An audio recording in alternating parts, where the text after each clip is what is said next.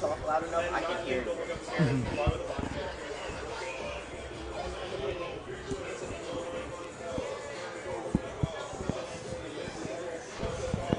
Ladies and gentlemen, it has been 25 whole days since football was last played here in Towson, Maryland, at home for your Calvert Hall Cardinals, and we are so excited to be back here on this beautiful fall, autumn evening. My name is Caleb Stein. I'm joined up in here in the booth at Paul Angelo Russo Stadium by Connor Jarrell, and we are just about set to kick off for this varsity matchup between your Calvert Hall Cardinals and the Mcdana Eagles from Owings Mills.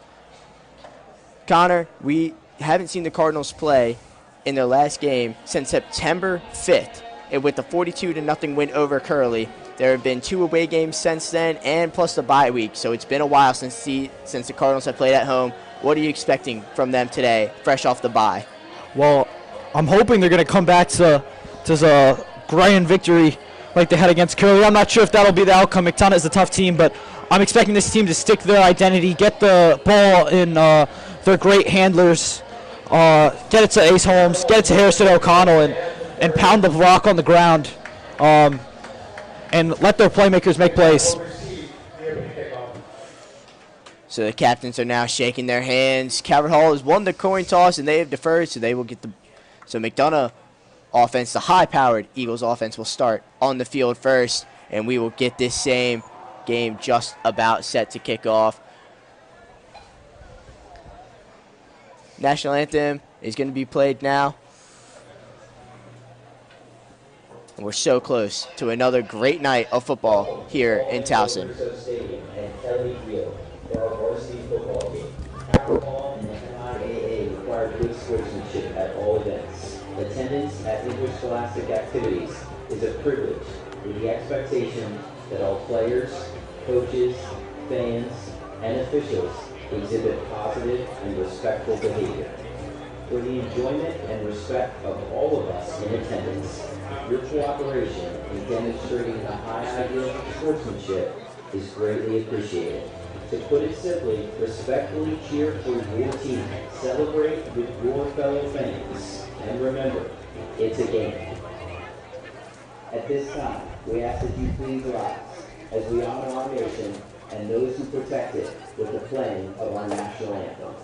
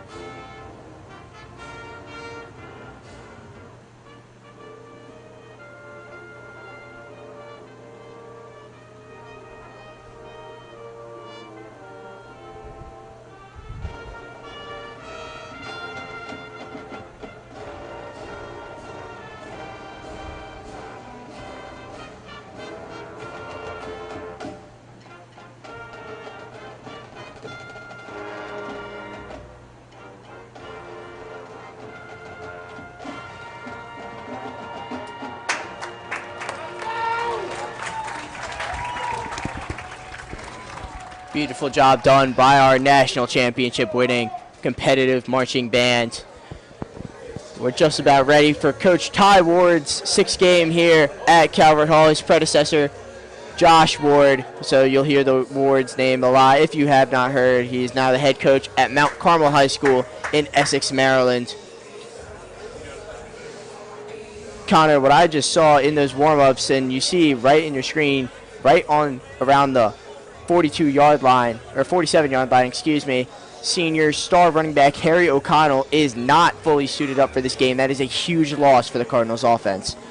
Yeah, I mean, the Cardinals are blessed to have 2 backs in Ace Holmes and Harrison O'Connell, but losing one of them, it's going to put more pressure on Holmes, and it's going to wear him down too. So look to the Cardinals to get some wide receivers in the run game too if they want to. I know they love some jet sweep actions. They also love to get some stuff inside on some shovel passes. So for the Cardinals, it's up to them to find some solutions. But, yeah, big loss.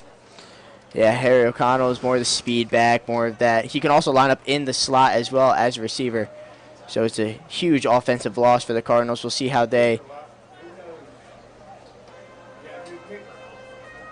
Cardinals having a little bit of kicking. It looks like Cole Kantorski, the normal kickoff guy, does not have his knee pads in.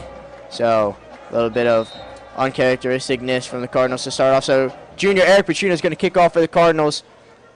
And he's going to get muffed on the kickoff by number 20, Matthew Tees. But he's going to hit the outside, and he's going to get a good run out of it.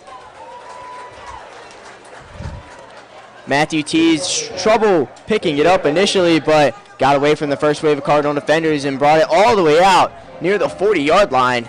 And yeah, that was was Eagles going to have great field position. It was unfortunate for the Cardinals because they had him. They were right on him, right at the 10-yard line. But unfortunately, wide guy did not set the edge. And when you don't set the edge, you let speed carry. So McDonough and Turner are able to take it out, get outside, and hit the Jets.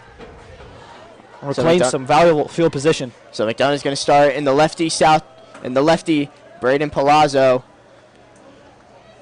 Huge arm at quarterback for McDonough's going to start at the 37-yard line, which is not where you want to be if you're Calvert Hall. And his first pass is going to be completed for a short gain of 2, but he's going to find his best man, Caden Cashman, the tight end for the Eagles. Love to use him in heavy sets.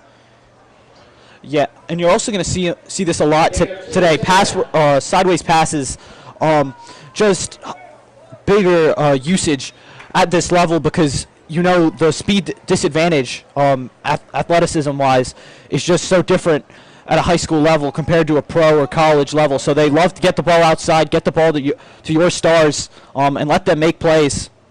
Palazzo again from the gun, and this time he gets another quick completion, but it's again short of the first down marker. This time he's going... This time he went to his favorite target all time, I should say, Carlos Ferguson. 25 catches on the year. That's more than double than everyone else on this team. That was catch number 26.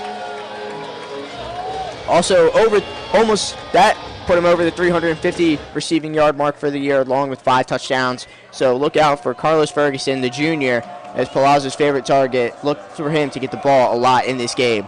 So it's 3rd down and 3 for the Eagles. And it's going to be a false start. Jansen Craig, the senior slot guy, just ran way up. False start. Yeah, that's a rarity that you see a wide receiver jump off sides like that. But that's what happens when you play on the road. You get into some high energy environments, and snap count gets mixed up. So it's going to be 3rd and long now. 3rd and 8 for the Eagles. Different play call now. They go 3 wide receivers to the right and then 1 at the top of your screen. That's going to be Carlos Ferguson with, of course, the star running back, Mason Graham. So Palazzo's going to take it. 4-man rush for Calvert is going to be intercepted! Off of the hands. Intercepted by number 2, Chris Hewitt. 3rd interception of the year. Chris Hewitt, the Rutgers commit, already making plays on defense, and Calvert Hall offense is going to start in great field position right at the 45-yard line. I mean, who else to make this interception in this game? This is what happens. This is what big-time players do. They show up in big games. You could see that he was locked in at the start, and he comes up with a big play early for the Cardinals. So Oliver Knoll, the junior quarterback's first play, he's going to hand it off to Ace Holmes, and he's going to go to the outside, and he's going to stiff arm Makai McClendon, who ends up making the tackle, but a good around 5-yard rush for Ace Holmes, the junior, who's going to be a bulk in the backfield today. They're probably going to do running back by committee as his backup between Jermaine Drake and Atlas Gore as well. Yeah, Atlas Gore out there now with them. They are in the 2-back position. Normally in this position, they might motion one out, or they will both. One might be blocking, and one could be running a route. So Noel from the shotgun. This time he's going to hand it off to Gore, and he's going to cut and try and flip the field, but gets tackled for a loss of 4. 4 on the carry, loss of 4. 3rd down. The Eagles D-line almost impenetrable to this point of the season.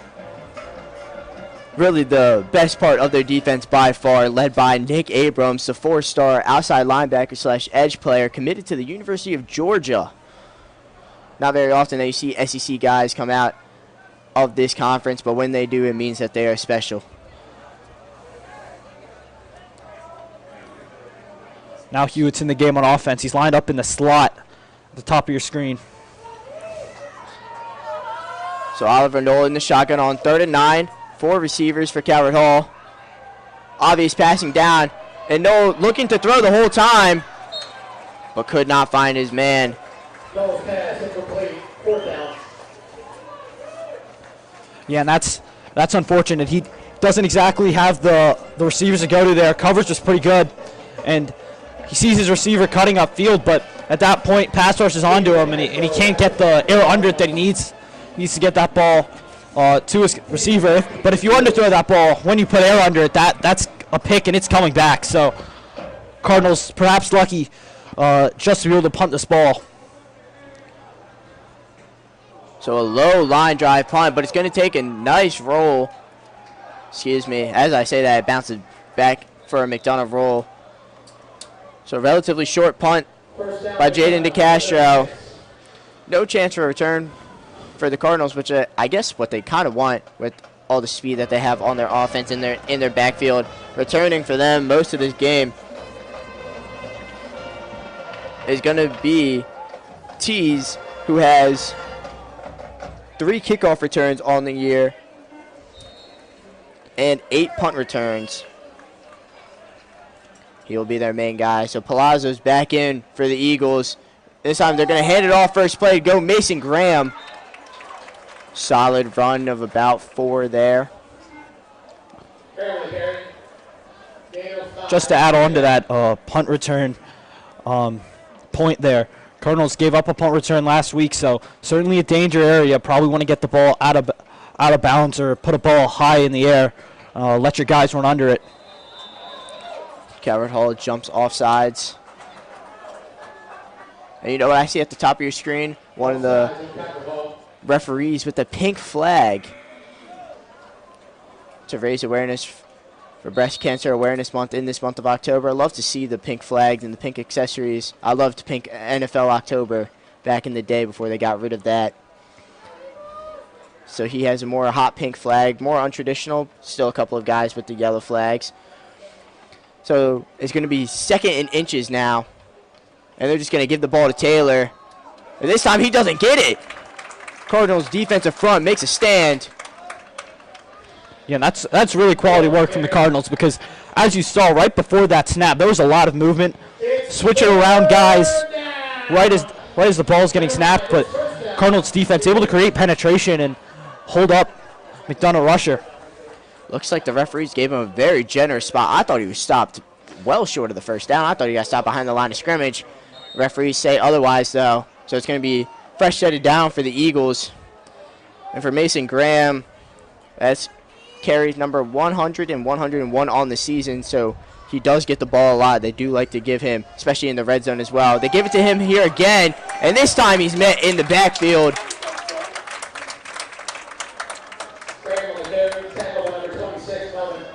Yeah, he's met early, and Cardinals immediately trying to strip the ball out. That's one modern football thing that can come back to bite you as a defender, because Cardinals gave up a couple yards just because they were trying to take that ball out. That's the price you pay. You go for the fumble, you might end up giving up 5 extra yards. Cardinals luckily met him in the backfield, so gain of nothing. Yeah, great play by Xavier Melvin, the edge rusher. This time they're going more swing outside. Big hit. Michael Johnson delivering the big hit on Jansen Craig.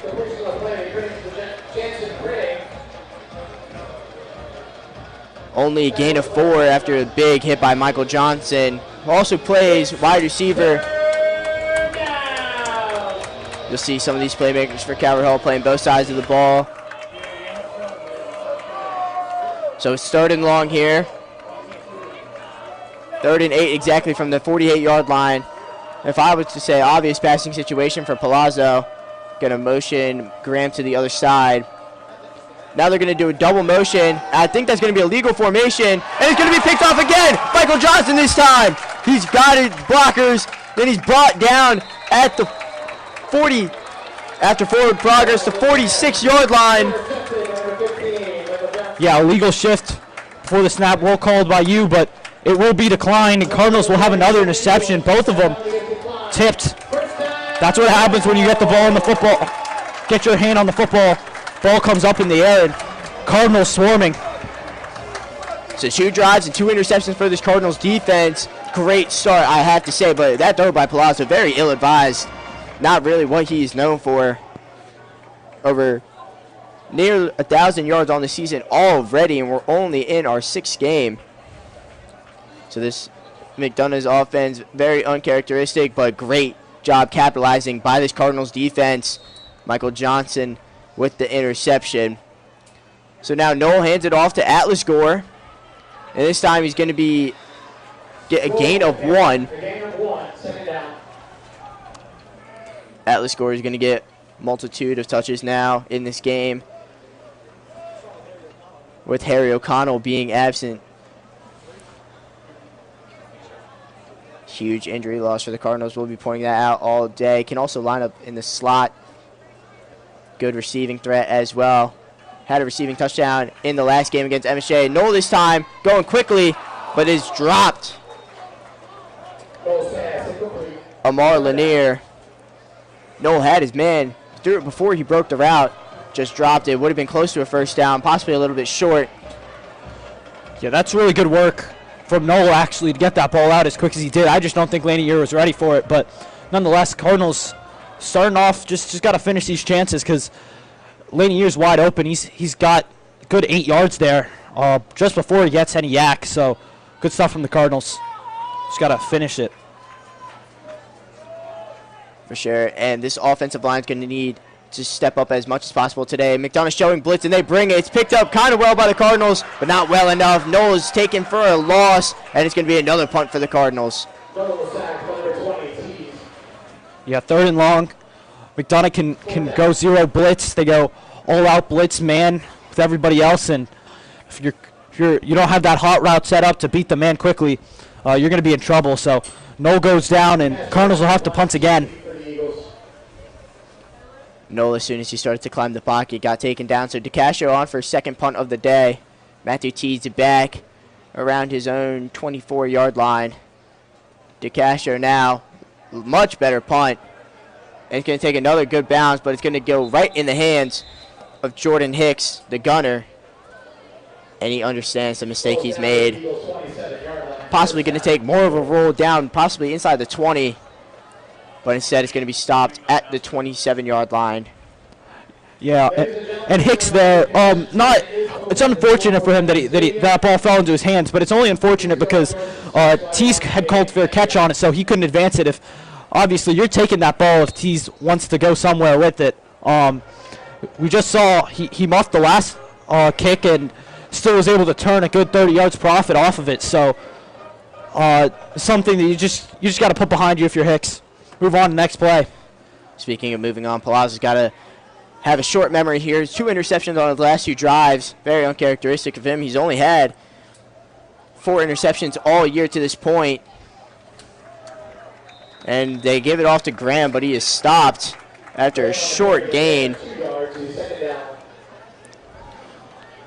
Mason Graham Sr., all-conference honoree last year for the Eagles.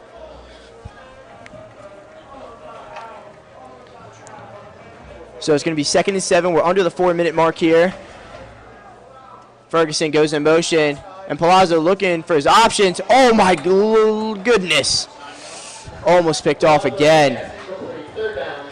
Yeah, and that's just the pressure getting to Palazzo because if Palazzo's centered in the pocket, he's going to be able to get that ball out quickly, get that ball out on time, but he isn't, and has to swing it out, leaves it up a little bit, and the Cardinals almost had their 3rd interception of the game. Cardinals been sticking in zone most of this game. I expect them to stick in zone here, just try to cover the sticks, keep everything in front of them. Coach Ward loves to run the 4-3 zone. Got the 2 high. You're always going to start off in 2 high if you're the Cardinals defense. You might shift down depending on motion or formation, but you have the 2 safeties, Corbin Hicks and Chris Hewitt standing at the 40. So Palazzo going deep again. Another opportunity for the Cardinals to get another interception. This time it was off the hands of Graham, who was running his route, and Hicks was almost there to make the interception. Yeah, and that's just good coverage by Luke Spiescher. Palazzo had to elevate that ball, and when you put a ball up in the air like that, the safety is going to come crunching down. Almost a hospital ball. He's lucky that Calvert Hall safety wasn't there in time, but nonetheless, both teams' offenses outdueled so far. So it looks like Johnson and Morozov are back to receive this punt.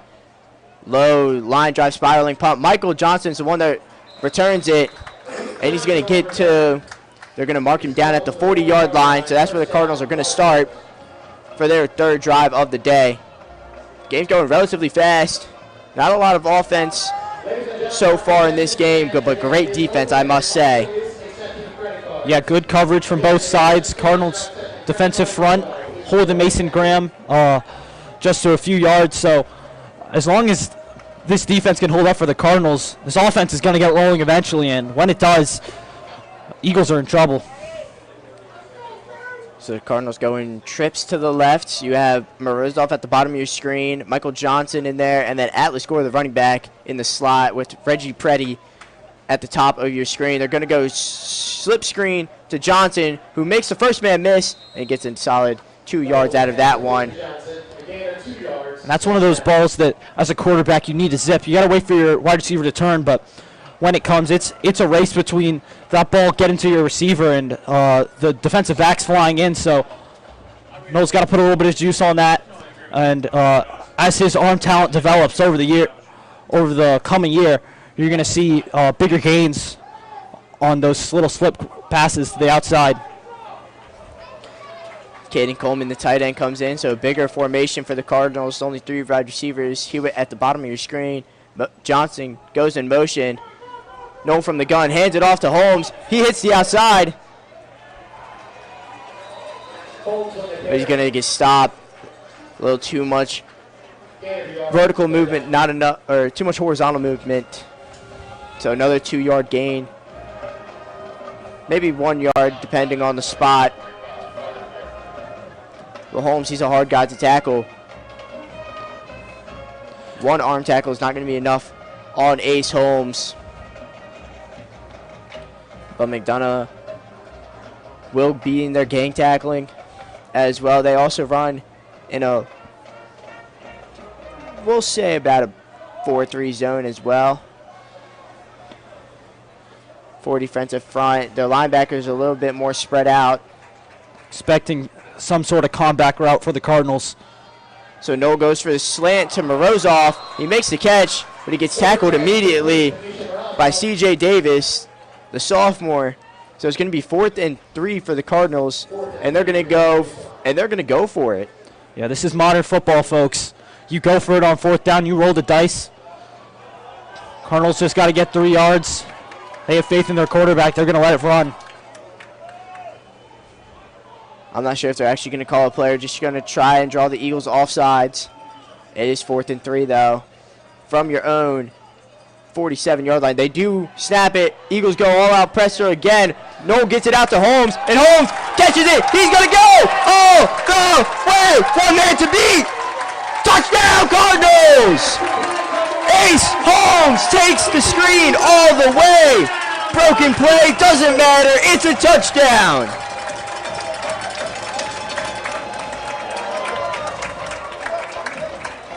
Beautiful work there. Noel sits, waits to take the hit, and floats it to Holmes beautifully. Holmes able to ring it in, and as a running back, that's what you dream of, open space and the ball in your hands. He takes it to the house. Great awareness by Holmes to get out in that open space and be an eligible receiver So Petrino on for the extra point, and it's good. So it's 7-0 Cardinals with just under a minute, 51 seconds left in this first quarter. And if you're McDonough, that's what you are willing to give up. Not obviously a touchdown, but those just chunk plays when you go in that cover zero. They understand that they won't have as many people to the outside helping. Holmes found his blockers and was able to just go.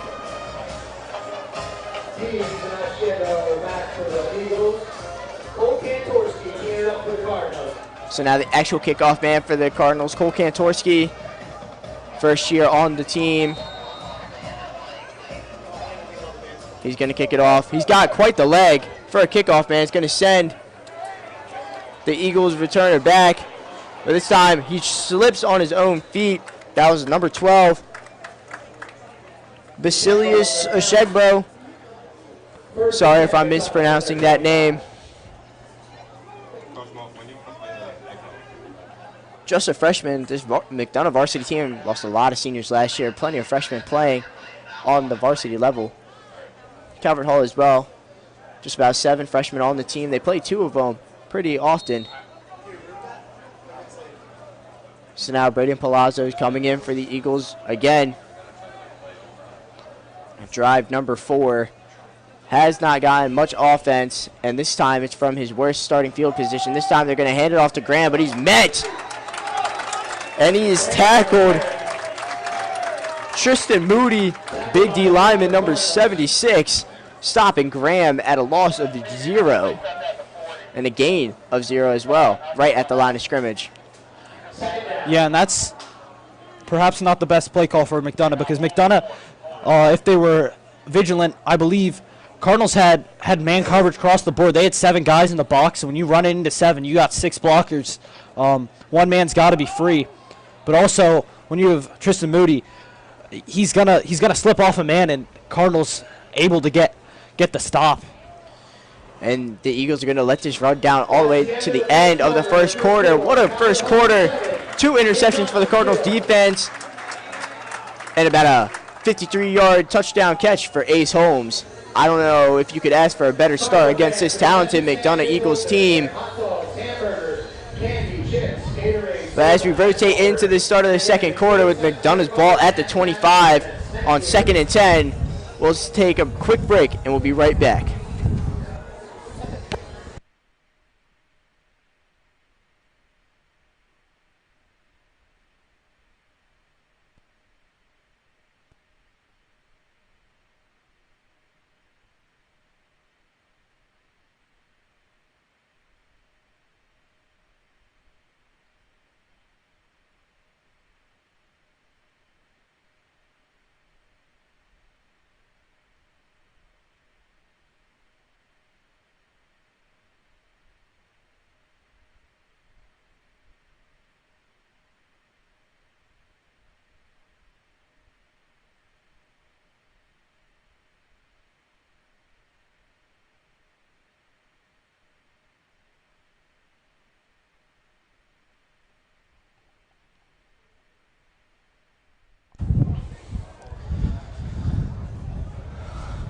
We welcome you back here on this chilly, breezy evening. It's around 4:40 p.m. here in Towson, Maryland. Palazzi now going deep, and he finds his man, Carlos Ferguson. He's going to get tripped up. Corbin Hicks with the touchdown saving tackle on Carlos Ferguson. I mean, that's what they wanted to see from the first drive. And that's what I was talking about with that man-to-man coverage. I'm sure they talked over that briefly just as we switch sides. You know, you see the man-to-man, and Ferguson's got too much speed to let that happen. Just burns the Cardinals over the top. He did a similar thing to MSJ a few weeks ago, and now the Eagles are knocking on the doorstep of firing right back. So Mason Graham gets the handoff, but he's tackled immediately. Sean Parker, the senior linebacker, had a fumble recovery for a touchdown against MSJ 2 weeks ago. linebackers of this Cardinals team, Spiker, Parker, and what used to be Jaden Falcon used to be the tone setters, the leaders of this team, all seniors, but Falcon has had injury problems ever since his freshman year. Can't quite seem to stay healthy long enough for a full season, and they do miss him sometimes. Explosive in the gaps. So 2nd and 10. This time Ferguson goes in motion. Palazzi finds his man wide open in the end zone. That's going to be C.J. Davis, the sophomore. Easy touchdown for McDonough. That's good play calling from the Eagles, because they stacked they stacked their line. They had probably 6 guys on it.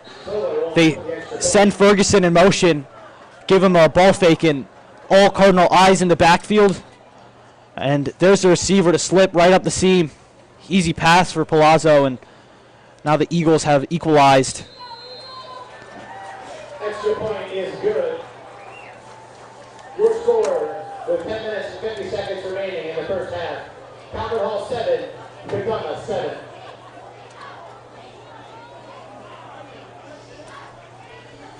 Aiden Zoller, his extra point was good, so it's all tied up here at 7, so I had to try and find his name. He's been a very good kicker for McDonough this year, and this time will be his first chance to kick off to the deep men of Chris Hewitt and Michael Johnson. Hewitt and Johnson back deep for Calvert Hall. Tyree Stanley, normally, last time we were here, he got hurt on a kickoff return, has not come back yet. Hopefully we will have him back. Good DB as well, great explosive kickoff return man.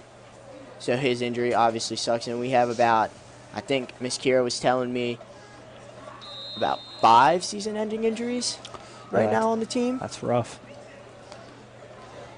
Obviously sucks. So Zoller's kickoff, it's a high one, but it's going to land right in the arms of Johnson, who's going to take it back. And a solid return from Michael Johnson. Michael Johnson on the return. Making it to the 24-yard line. So the Cardinals with the worst field position of the day so far.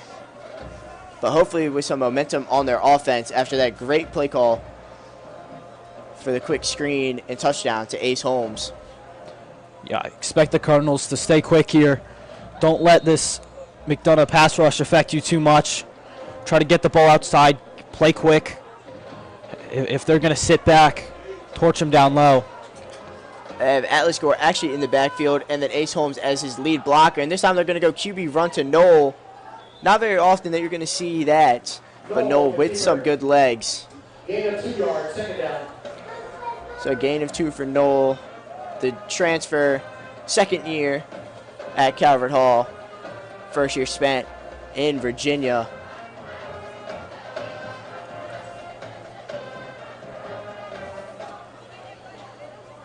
Noel's the leader of this team, really taken over and is one of Coach Ward's favorites.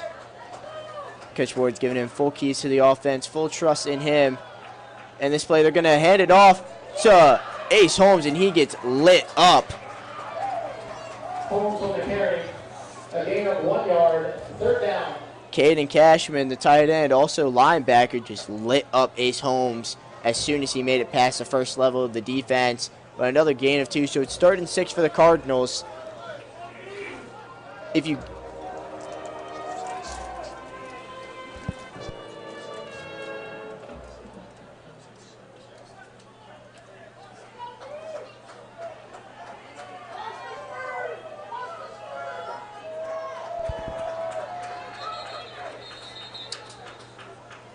Timeout, Calvert Hall. Coach Ward's going to call his first timeout. Just going to talk it over. Might not have liked the formation. Well, this is a big play for the Cardinals. It's an adequate one to use the timeout on. McDonough's offense seems to have just found something that they like in the defense. So now the Cardinals got to come up with something. Just give their defense a rest here just for a second. Keep the chains moving.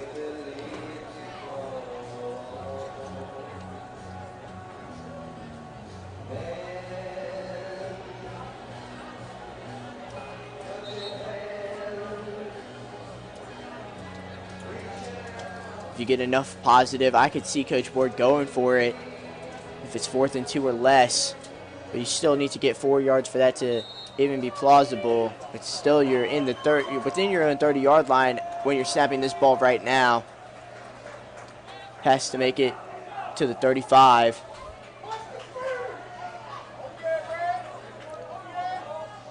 So Noel from the shotgun, 4 receiver set. Drop back. He's going to go deep. And he was looking for Morozov. Noel's pass intended for Misha Morozov is incomplete. And he's going to be broken up. Almost an interception for Noel. Jaden DeCastro back to punt for Cabot Hall. It's a good route by Morozov. Cuts inside, but wasn't on the same page with Noel, and Cardinals perhaps lucky that wasn't picked off. Morozov turned into a good defender there, making sure that the Eagle defender could not get the interception. So DeCastro on for another punt for the Cardinals. They go after it this time, but it's a well done punt. Spiraling, caught right at the 35-yard line, and that's where McDonough is going to start. 35-yard line. First down, McDonough. And what you don't always see at the high school level is the tent right on the sideline with film study, in-game film study, automatically, instant feedback. I think that's really cool and set up by Coach Ward to just tell his team those in-game adjustments. Those are always kind of hard to make when you're not obviously seeing the play all the way through sometimes. It's really cool they had that done for the offense and defense. Really helps them grow in the game. So Palazzo's on, and they're going to give it to Graham. And Graham is going to be met again for a gain of 0. Graham on the carry. Carson Hall on the tackle for Cabot Hall. Second down, Eagles. Yeah, Graham makes the wrong decision there. Usually your defender's going to try to get low. You got to get lower.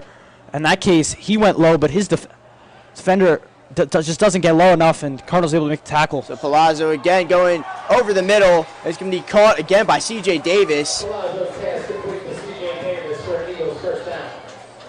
Davis just went right up the seam. Palazzo was patient, found him for a big gain for the Eagles.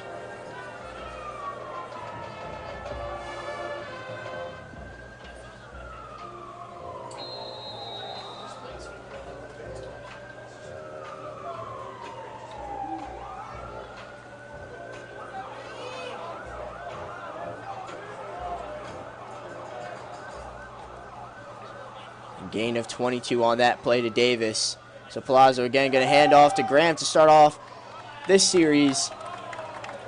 Graham on the carry. Finally some positive yards for Mason Graham. Gain of 2 yards. Cardinals have really just been shutting him down. Point of emphasis for Coach Ward. I was talking to him yesterday during 8th period. Just went over game plan and strategy, and he said, really, you just have to be strong up front. This game's going to be won and lost in the trenches, and so far it has shown that. Davis in motion, and they're going to hand it off to a new guy, Michael Teese, who we've seen primarily as the kickoff and return man, gets the handoff and gets a first down. Gain of 10 for Michael Teese. Yeah, there's that battle in the trenches you just talked about. McDonough, right side of the line, able to get the push they need, and T's able to run right up behind him. You know he's got that acceleration that is really game-changing. Ferguson and Davis, the wide receiver split, and then Jansen comes in. They're going deep, looking for Ferguson. Great job, great defense there from Jordan Hicks. Palazzo's pass is incomplete. Broken up by number 0, Jordan Hicks. Good work by Hicks. He's got the toughest job today, trying to keep Ferguson in check, and right there he does. Ferguson's got a big frame. Palazzo trying to use all of it, but Hicks able to turn at just the right moment, reading the wide receiver's eyes, breaks up the pass.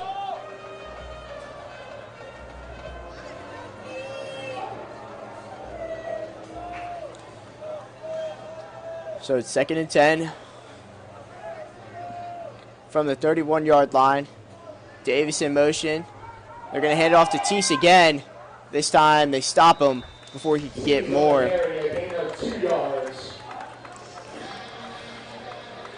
So Teese's second carry goes for a fifth of the one previous. Let me hear you. It's third down. So third down and long for the Eagles, and from this point of the field, I would have to assume that is fourth down territory. Surely. And if it's 4 down territory, some coach would be crazy enough to take a shot, and if you're taking a shot, it's going to be Ferguson. They do go for the pass beyond the sticks. Looking for Jansen Craig, but it's just out of his reach.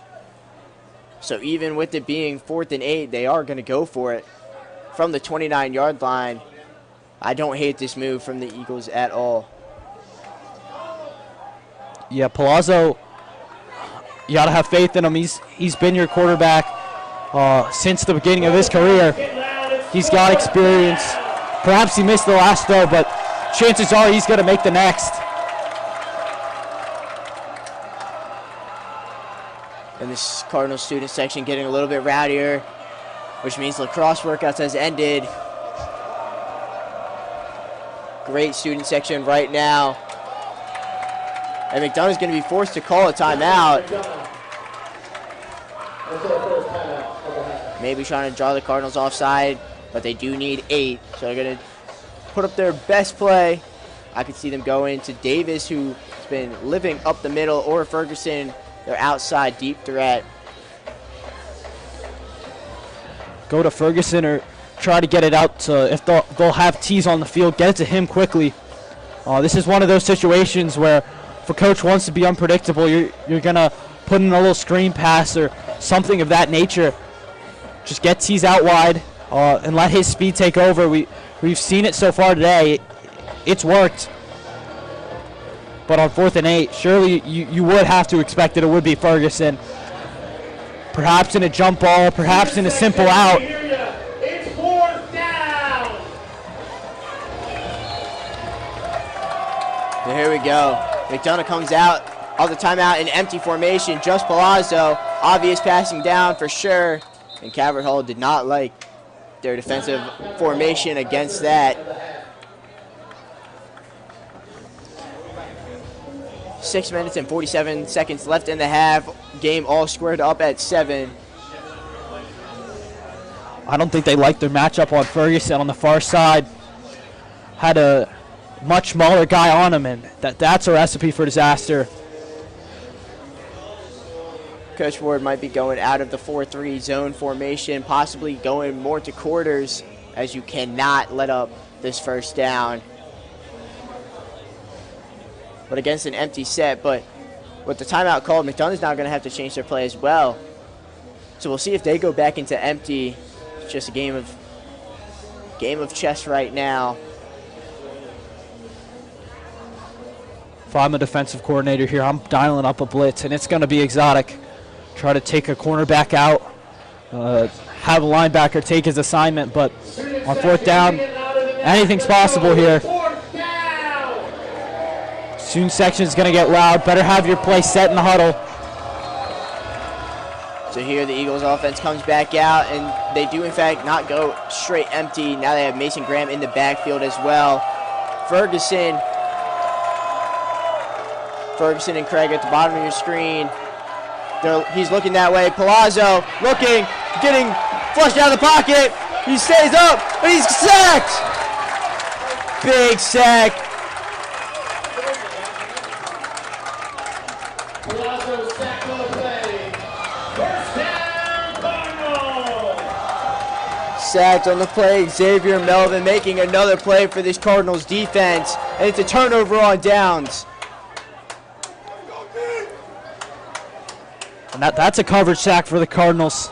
It's exactly what you want after that defensive pass coverage had gotten a little torn up on the previous drive.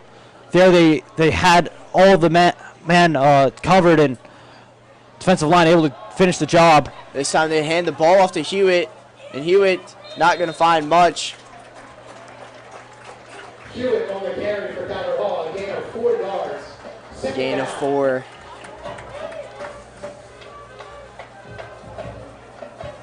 When Coach Ward and I talked about offense, he's not going to live and die by the run. It's no longer in those years of Calvert Hall football. But he does like to establish the run at first to spread out the offense, spread out the defense, and open up the passing game where they can go in their 4 and 3 wide receiver sets. Here they had the tight end as well, and they hand it off to Hewitt out of the backfield. Not very often that you'll see Hewitt. A gain of 4 yards, 3rd down. Not very often that you'll see Hewitt straight out of the backfield, but it does work for the Cardinals. 3rd and 2 now. If we learned anything from this game, this is 2-down territory. Cardinals got 2 chances, and if you got 2 chances, perhaps you just go for it deep here. Reggie Preddy at the bottom of your screen. You have the tight end and Hewitt still in the backfield, and they're going to hand it off to him again, but this time he gets the 1st down. Great job keeping the legs turning by Chris Hewitt. 1st down, Cardinals. 1st down right at the 50, and the Cardinals offense is moving. Like you said, they're trying to establish this run right now, and as they do, this McDonough secondary is going to start creeping in. Then they can take that shot that they want to take. For now, I expect to keep them to keep the ball on the ground. This time they don't. Noel taking a shot downfield. He's had Morozov, and he makes the catch. Double coverage. Misha Morozov comes down with it. Well, just as I say, I expect them to keep the ball on the ground. They fooled me, and I'm glad that they fooled me because they fooled the Eagles defense as well.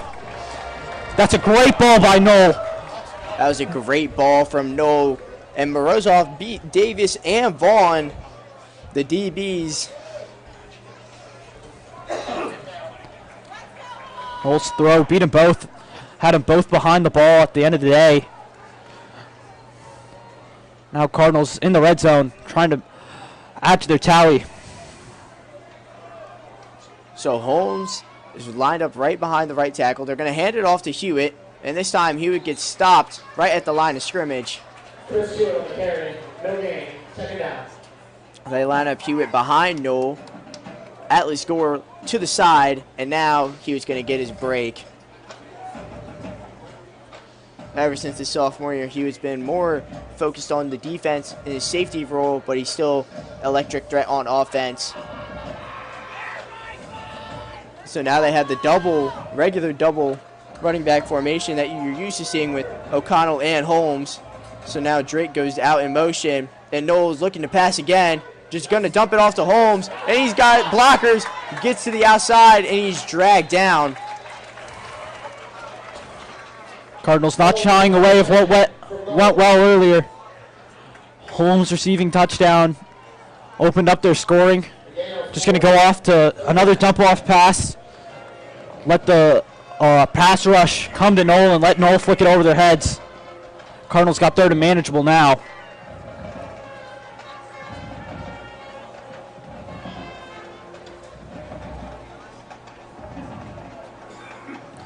You have the junior Preddy at the top of your screen. Johnson, Morozov at the bottom. And this time they're going to give it to Preddy. And Preddy's going to go all the way down inside the 5-yard line.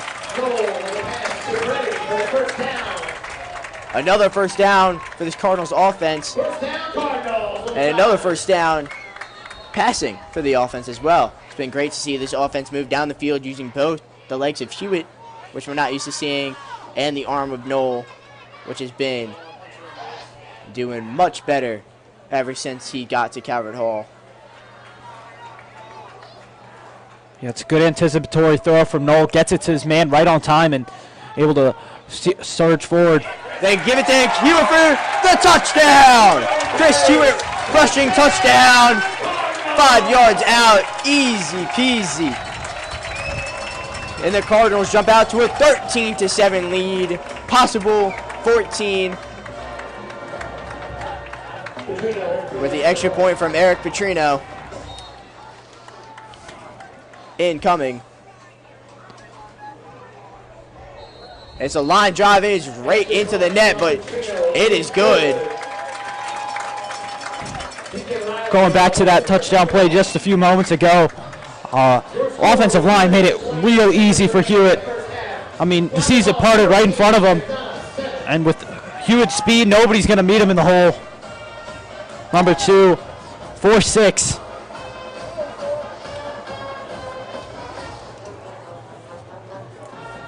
On my Max Prep stat sheet that Coach Ward told me to get, it says all the guys who have rushing attempts this year so far: Ace Holmes, Harry O'Connell, Tristan Nowakowski, Oliver Knoll, Atlas Gore, Jermaine Drake, and Oliver Francis. Not one name on that list says Chris Hewitt. And it was fully updated. I saw him update it myself. So that is Chris Hewitt's first main drives as running back, and he gets the touchdown. Kantorski kicks it off, and it was received again by Oshegbo, and he only gets out to the 12-yard line. That really speaks to the athlete that Hewitt is. I don't expect him to come out early defensively for the Cardinals after being a workhorse on the offensive side, but there he is right now. Once again, being proven wrong, I am, but he's a big addition in stopping a high-powered Mcdana air raid offense. To the Eagles offense, ready to roll. Drive stalled at the 34-yard line last time, so that ended up leading to a nice 66-yard scoring drive, capped off by the Chris Hewitt rushing touchdown. And Palazzo is looking to throw, and he finds his man. Jansen Craig with the catch on the outside. Decent gain. McDonough's going to get the first down. Yeah, Cardinals defense is backed off a little bit, trying to keep everything in front of them, but when you keep everything in front of you, stuff like that's going to happen. Cardinals already given up a couple yards on this possession. Palazzo looking deep, but he gets taken down in the backfield. Luke Spiker, first one there.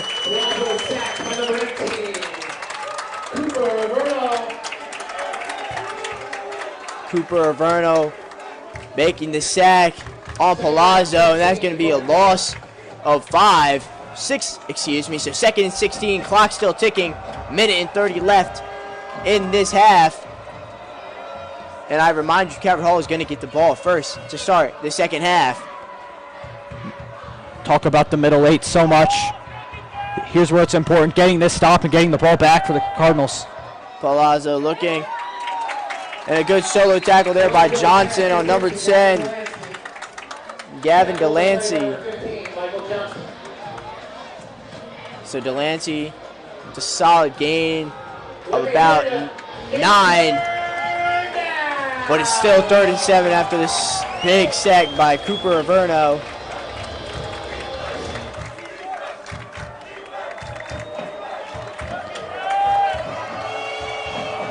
So it's 3rd and 7, Palazzo takes it from the gun, looking far side. CJ Davis makes the catch, but he's going to get well short.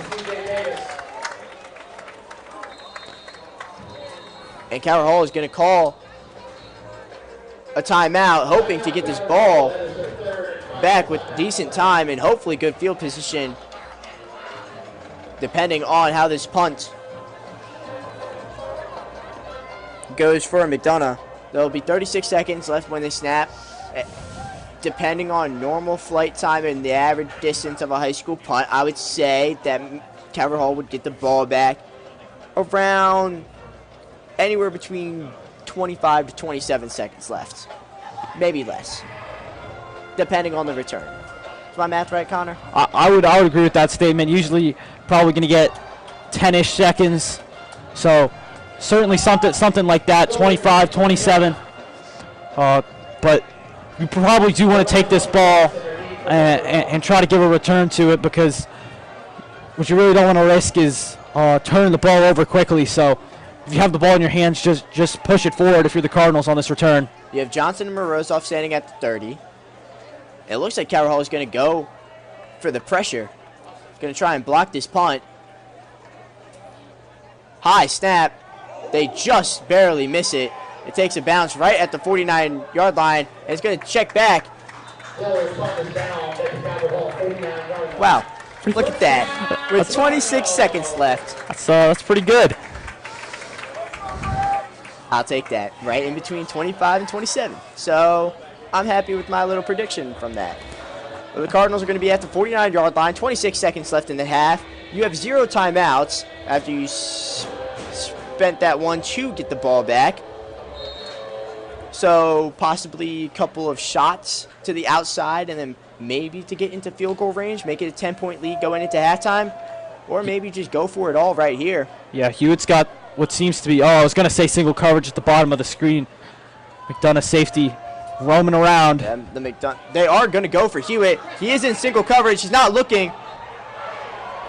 C.J. Davis on the coverage. He wants an offensive pass interference on Hewitt. Wasn't going to get it. So now 19 seconds left. Yeah, McDonough runs a 4-3 offensive zone. 4-3 defensive zone. With zone, maybe possibly, that looks like man coverage, but too high as well. Yeah, roles reversed there for Hewitt.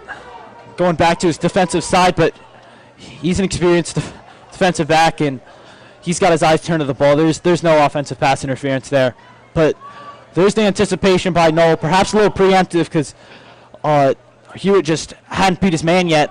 So Atlas Gore gets to carry, and the ref on the far side throws a flag, which will stop the clock. It's going to be a hold on Calvert Hall. 10-second runoff, I believe.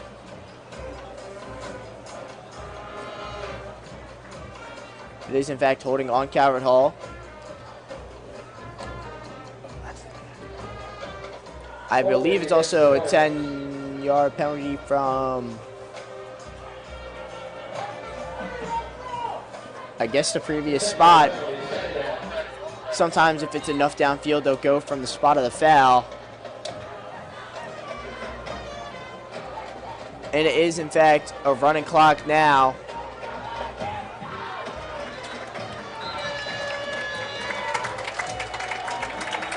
That's the end of the first half, with Calvert Hall leading McDonough 14-7. To be fair, Connor, I'm a little confused on why there was not another offensive play run. This is a quality half from the Cardinals. You have to say, leading by 7 and getting the ball to start the second is a position that the Cardinals are very happy to be in. So, Cardinals perhaps making their statement, and the MIA coming back from a couple weeks break. And this is the type of matchup you're going to see from two of the top 10 teams in Maryland. McDonough ranked at number 5, just ahead of Calvert Hall, who's ranked number 7. But both teams have lost to the number 2 team in Maryland, Spalding, as their only A-conference blunders so far this season. Both teams have beaten Mount St. Joe, but McDonough also has not had their bye week yet. Faced St. Mary's 2 weeks ago. McDonough handled their business there, so they're 2-1 in the A conference right now. And Calvert Hall looking to go 2-1 after possibly a win here against McDonough. Be a huge boost for the program, huge morale boost as we head into the end of the stretch of the season. Connor, any first half thoughts? Just good work from the Cardinals. 2 interceptions to start off. That's always great.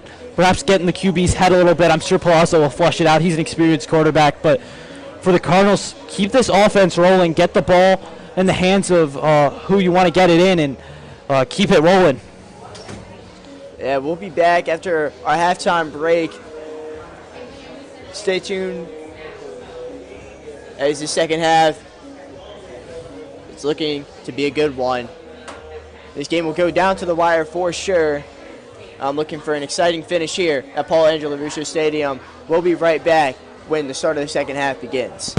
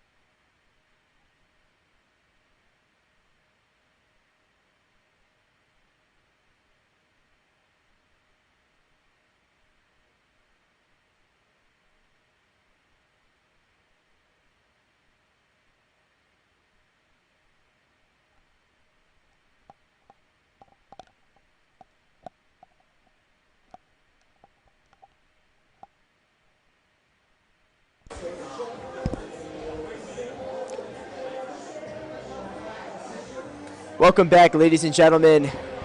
If you've forgotten, I'm Caleb Stein, joined by Connor Jarrell here, and we're just about set to kick off in the second half of this varsity football game between the Mcdana Eagles and your Calvert Hall Cardinals. And there was a tiny bit of a surprise, to both of our surprise. I thought our band would play. Yeah, competitive marching band probably's got their stuff packed up, going on the road tomorrow, so they're just staying in their stands, but still putting on a show for us during the game. Some pump-up music for this team, so nonetheless, good performance from them. Also, good performance from the Cardinals in this first half. Cardinals glad to be in the position they are in, and not just because they're winning, because of the way they are playing. Braden Palazzo and this Mcdana offense has been mostly contained so far, other than a rogue Carlos Ferguson explosion to inside the 15, in which Mcdana was able to convert to equalize this game at 7. But since it was Chris Hewitt on the ground for the Cardinals, pounding the rock, and a catch from Misha Morozov to push the Cardinals into the red zone. Cardinals looking strong so far. What I would like to see for them, however, is defense to reel in some of those explosive plays. I said there was only one, but it feels that they have been vulnerable throughout the game. If they can close those down, then they have this Mcdana team in trouble. For sure, and defense is a huge focal point of Coach Ty Ward. I mean, he was a defensive specialist at Lehigh University before he became head coach down in Alabama, then to be hired again in Pennsylvania, where he was then hired after 2 years by Calvert Hall. Coach Ward always been a big defense guy. He believes that defense wins those championships, and the defense is what needs to show the most consistency. There are a lot of young guys on this Cardinals defense, and we had an interesting conversation about this. He said the defense needs to play as one, and then 2 sentences later he said everybody on their defense needs to do their own part. And I had to stop and think about that for a second. I was like, so the defense needs to do their job to play as one. He's like, correct, exactly. If each defensive member can do their 1/11th on the field, they'll be able to limit every play. They'll be able to stop every play. Too many guys think that they have to do everything on defense, and they really don't. If they just do their assigned jobs, they watch a bunch of film. So if they just know what they need to do, and they are set up well by these coaches down on the field, if each player does their 1/11th, they will be successful every time they go out on the field. And that's what showed when the defense line got pressure on Palazzo. He ended up throwing 2 interceptions. That's how it all works for the defense. And the Cardinals looking to show some consistency here at the start of the second half and carry the momentum all the way into potentially a big in-conference victory.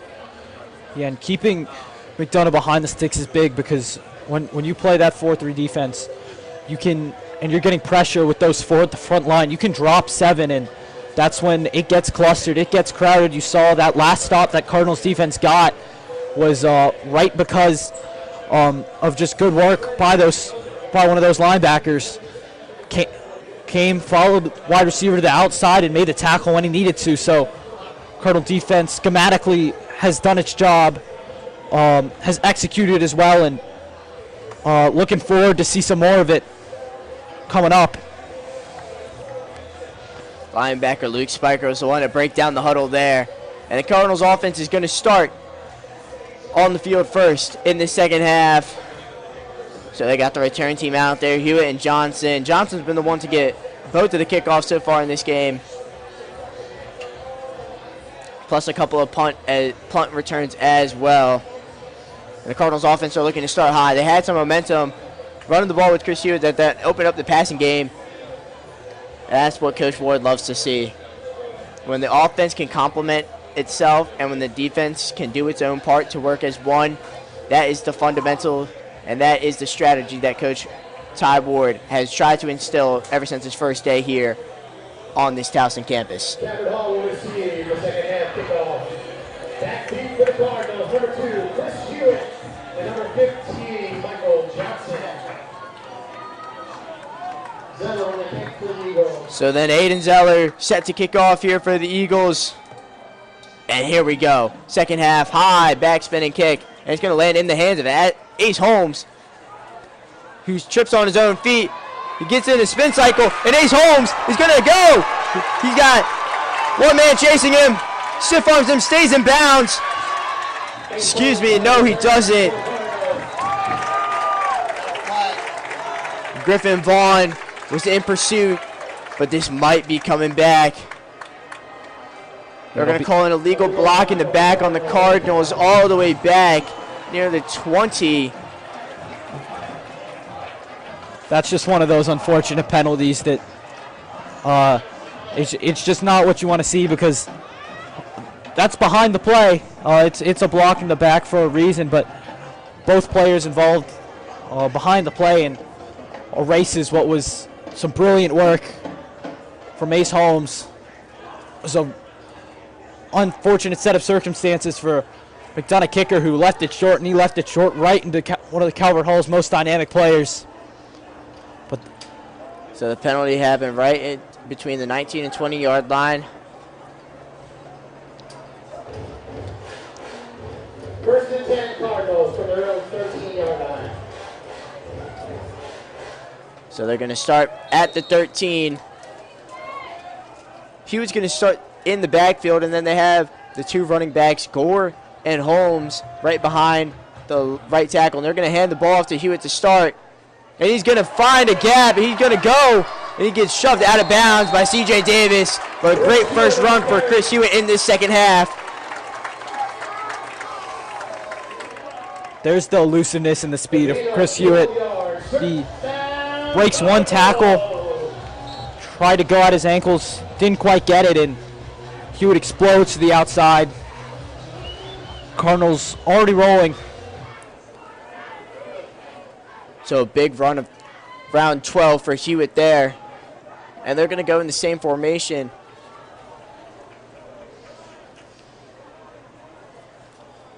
Noel in the shotgun again, hands it off to Hewitt. Same looking play as well. Same outcome. Davis shoves him out again. But another good run. Patience from Hewitt. Sees his line is stuffed, but also sees he's got the outside clear. Lowers the shoulder a little bit and runs the defender down. So the Cardinals only have to get 4 yards here. Push the 6 forward.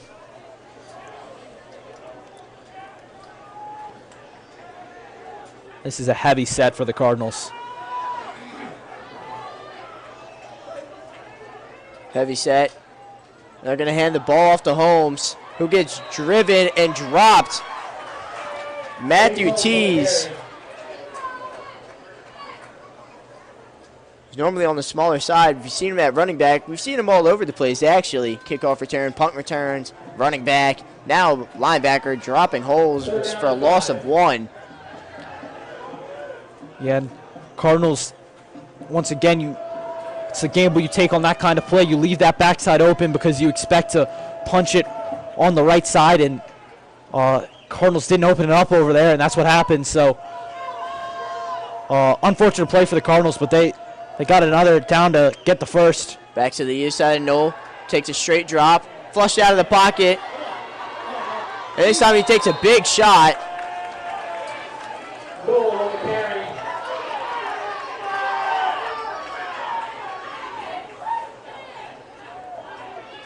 I'm looking for a flag. Doesn't look like there is. It was a gain of 4 from Noel. Getting chased out by Kidd and Cashman. I mean, bang, bang play. I like the call.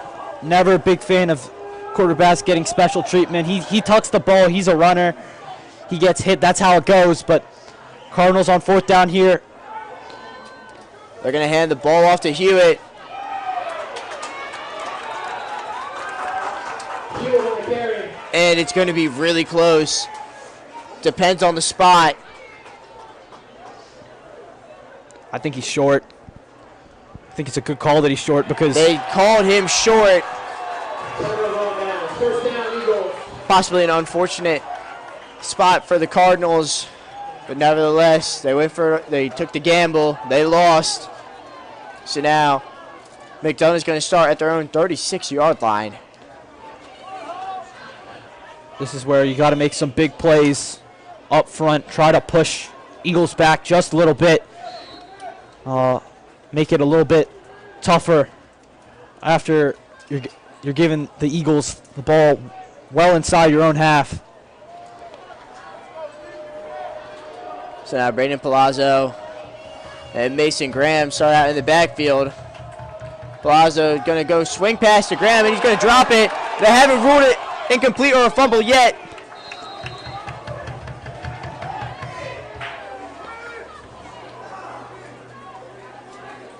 They're going to keep it a fumble. I thought that pass was a lot more sideways than the refs seem to have ruled it, but still a loss. Cardinals still have them in 2nd and long. I did think that was a little bit too backwards. So Graham almost with a costly play, but able to pick it up. So Palazzo going for a pass again. This time goes outside for Davis. He comes back, makes the catch, but then he gets gang tackled by the Cardinals. No unnecessary roughness there. Davis's own momentum was carrying him backwards. The Cardinals let him go, and he just fell on his back. Cardinal fans, it's It's a beautiful ball by Palazzo to the outside. You're thrown to the far sticks like that, you better put some zip on it. And the southpaw rips it. Beautiful spiral. Gets it to his man, and now Eagles got a shot here on 3rd down. And from what we've seen, both of these teams are willing to go for it on 4th.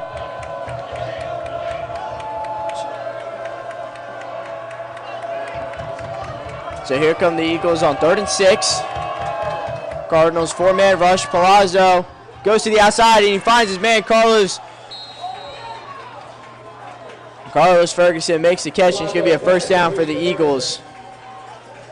first down, Eagles. Yeah, Ferguson is so good at just sticking his foot in the ground and turning around on a dime. Him and Palazzo got that kind of connection, and Palazzo just puts him on it right as he spins. Not much you can do if you're Hicks there.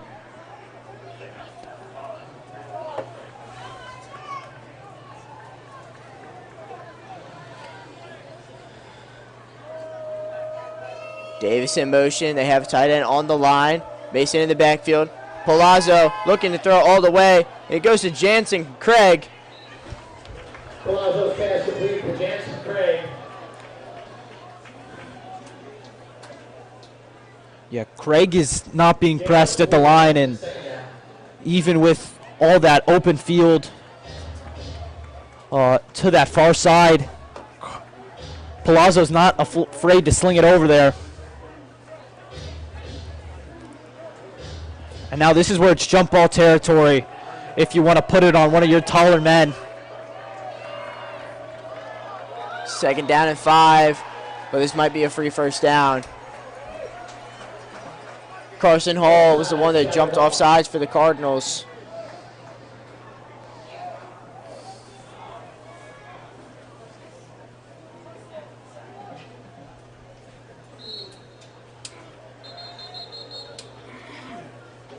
And they're going to call it a first down. We saw something earlier like that where it was just turned up to be 2nd and inches. But this time they give him the full first down. They're at the 13-yard line. They are not in a goal-to-go situation. They can get to the 3 and get another first down. Davis lined up in the slot, not one man completely over him, which is how they scored in the first play. This time Palazzo flushed out of the pocket, looking to run it. And he gets down all the way inside the 5. We're going to get stopped. Palazzo carry.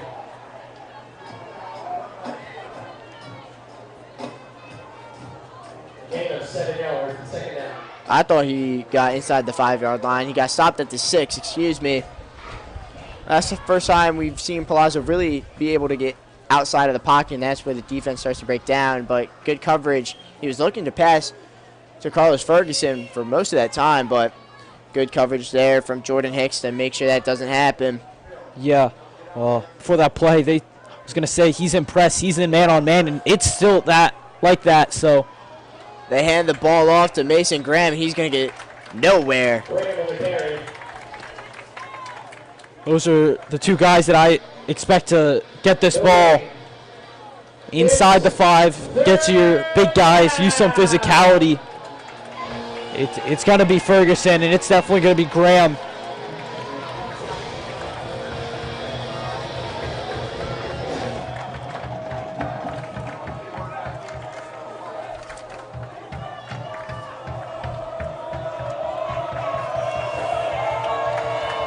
Graham has 7 rushing touchdowns on the year. This time they're going to throw it. And it was a great tackle by Hewitt in the open field. Nick Abrams, the star outside linebacker, was the one that made the catch in space. That's classic red zone offense. Fake the run and have your tight end slip out. Big tackle by Hewitt. But the thing is, he was tackled right at the 2. So it's going to be 1st and goal for the Eagles. Prime scoring opportunity. Palazzo looking to throw again to Abrams, who again gets stopped by Hewitt. 4-star on 4-star. And the Rutgers commit beats out the Georgia commit. Tackle for a loss of 4. Loss of 4 yards on the carry. Same concept as the last play. Hewitt's not fooled. Hewitt's a smart player. He learned. So Abrams is now coming out.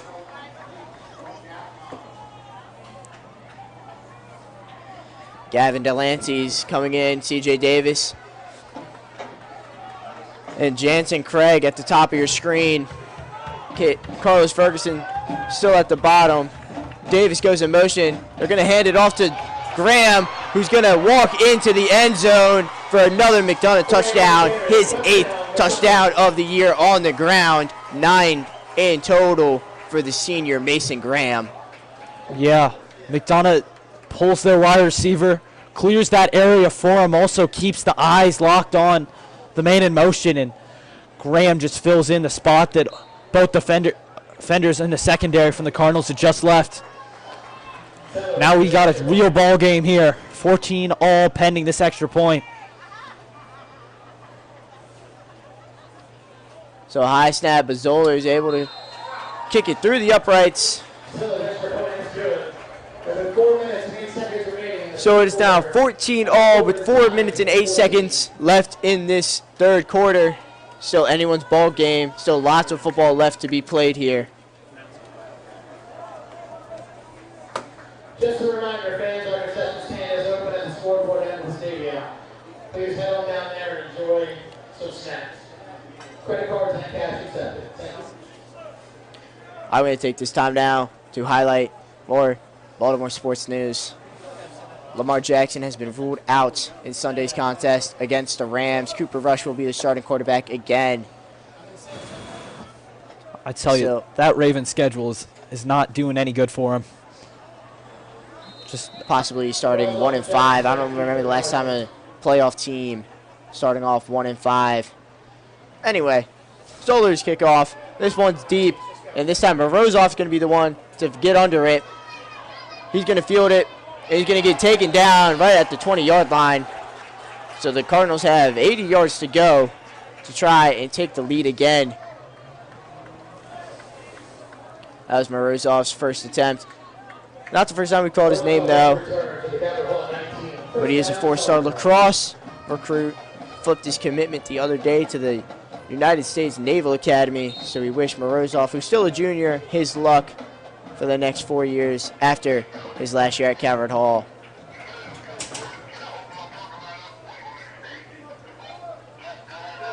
So Nola in the shotgun. Holmes is the back. They fake it to Holmes. And dangerous ball. I'm not quite sure exactly what went down, but it looked like it went through Preddy's hands, might have fallen on the ground, might have landed in Morozov's hands. Anyway, referees called it incomplete, 2nd and 10. Yeah, Noel's pass sails a little high. He's, like I said, far side of the field. You got to rip that ball, and I'm not sure if he wanted Morozov or if he wanted Preddy, but nonetheless, Calvert Hall, perhaps lucky interception because we saw Palazzo's tip balls have gone for interceptions multiple times today. So now Atlas Gore gets the handoff, but he is tackled immediately by Nick Abrams. So it'll be 3rd down and long for the Cardinals. This isn't the most comfortable position for them to be in. Obvious passing situation at their 21-yard line.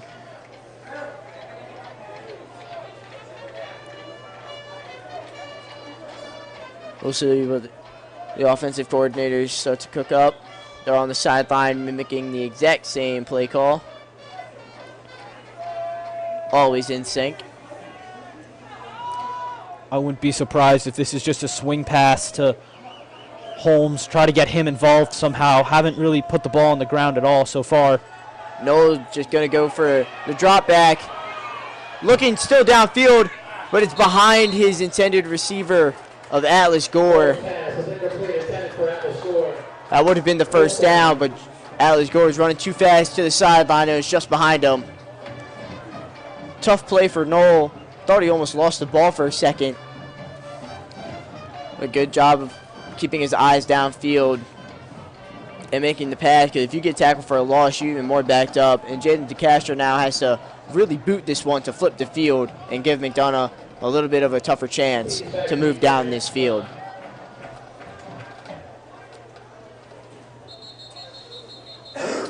And it's going to be a false start on the kicking team.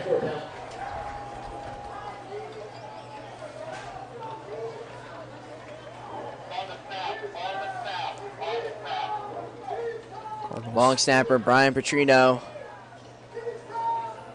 going to send this to DeCastro from his own 10-yard line.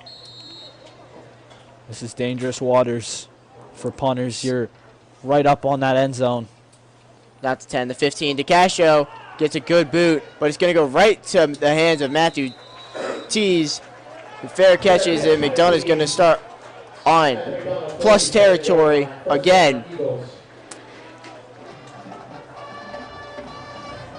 47-yard line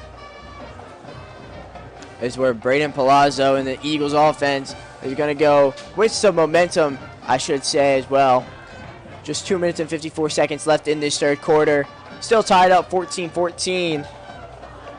This has been a fairly quick-moving game. It starts getting that point in a game where the physicality of a running back starts to wear on a defense. Calvert Hall defensive line has done wonderful so far, but gotta imagine that without much Calvert Hall offensive possession in the game, that might come in handy to the Eagles' advantage. Interesting play design from McDonough. They know that Palazzo is a lefty, so rolling him out to his weak side, especially when it's the long side of the field, it's going to be a very tough throw across his body. So that pass was sailed high of his intended target of Davis. It's going to be 2nd down and 10. They have the fullback kid and a halt in right now as well, right behind, lined up right behind the right tackle. Ferguson down at the bottom of your screen. They're going to jet sweep it to C.J. Davis, who gets positive yards and gets gang tackled just short of the line to gain. Good job by the Cardinals to prevent that 1st down. Yeah, and that was very sneaky from Palazzo, actually, because it almost seemed as if Palazzo had kept the ball for a second, way he had moved his hand, and then right at the last moment slipped it right back into the hands of Davis, and he took off. had a running back in front of him for the block, and now it's 3rd and extremely manageable. 3rd and 1, I wouldn't be surprised if McDonough took a shot here. I mean, might as well. It's 4th down territory. They don't take a shot, but they go quick pass to Craig, and he gets the 1st down and plenty more. Palazzo's pass is complete to Jansen Craig. 1st down, McDonough. Goes down to the 28-yard line. Yeah, Jansen Craig isn't pressed, and you don't press a wide receiver on 3rd and 1. That's what's going to happen. Craig knows not to go any further, just takes the 1st down, and McDonough keeps the offense rolling. Craig's been the name we've probably called the most out of the receiver role, which is not what we expected. But coming into this year, for sure, has been doing well. He's got 142 yards on the season, plus probably, I would say, about 30 to 40 more. A loss of 2 yards. So they gave the ball to Tease on that one. Good stop for a loss. Luke Spiker on the tackle for got the ball.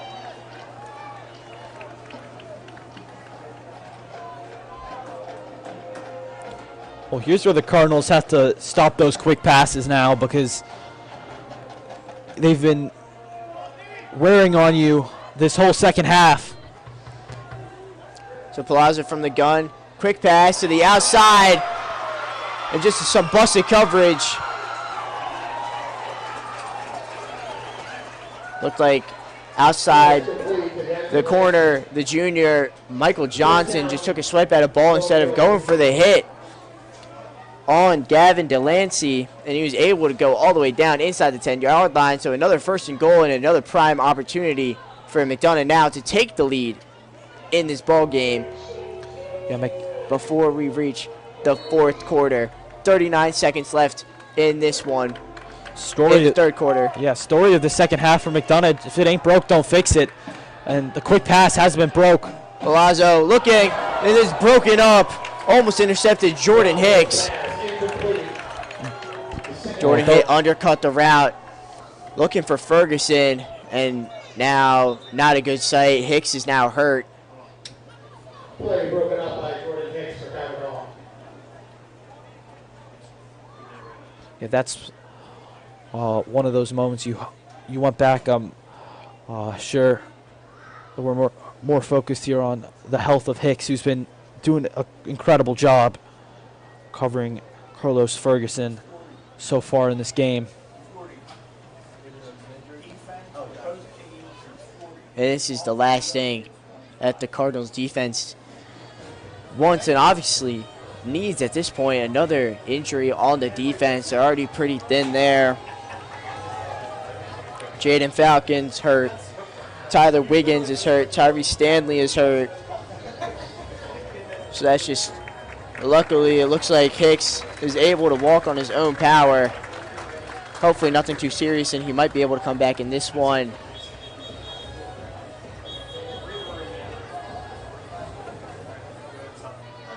But another loss at DB would be absolutely killer for the Cardinals defense, especially as we head late into the season. So Hicks is going to have to come off. And now Tayon James, who's just a sophomore, is coming in.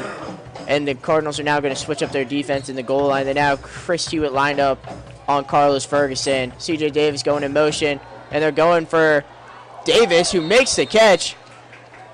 Very acrobatic and great one-handed grab by Davis, but it was for negative yards. So they're backed up now to the 6. Talked about if it ain't broke, don't fix it. Well, this is the only thing that's really been broken for McDonough.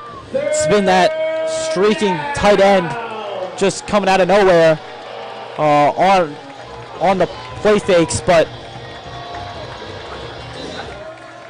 and that's going to bring us to the end of the 3rd quarter. So the teams are going to flip the field. 14-14 all. Like I said, right at halftime, this game is still anybody's to take. Going to come down to the wire. Can Calvert Hall make a defensive stand? Will the offense be able to move down the field as they did in that 2nd quarter? Is DB Jordan Hicks seriously injured or not? All very important questions that we'll just have to wait and see.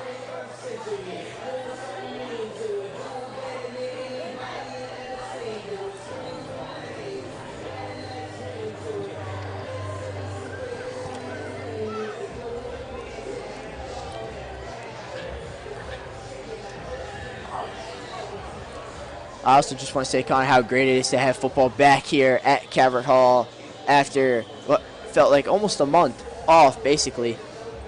Yeah, it's tremendous. It's great atmosphere now. Fall weather setting in. This is real football weather. Started to get a little chilly. A lot more long sleeve shirts out tonight. I see the foliage outside the flagpole starting to turn a little bit more yellow. Nonetheless, incredible atmosphere. Even at a 4 o'clock start, which you wouldn't typically anticipate, would bring out as many people as it has.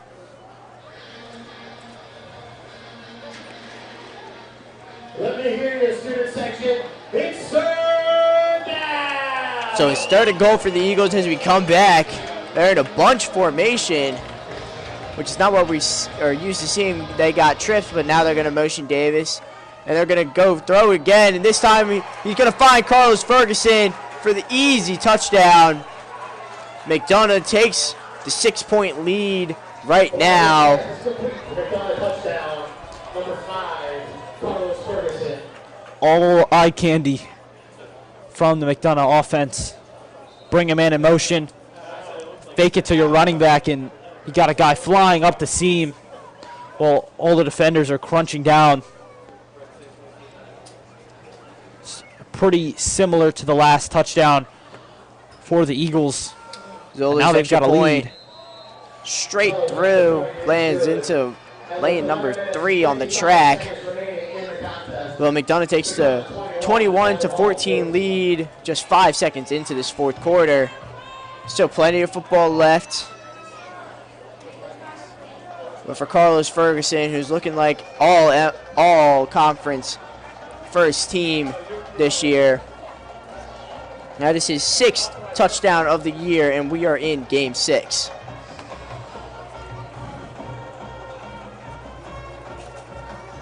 That's pretty solid from him. Johnson and Hewitt back to you for Calvert Hall. Zello on the kick for McDonough. Palazzo's been looking his way.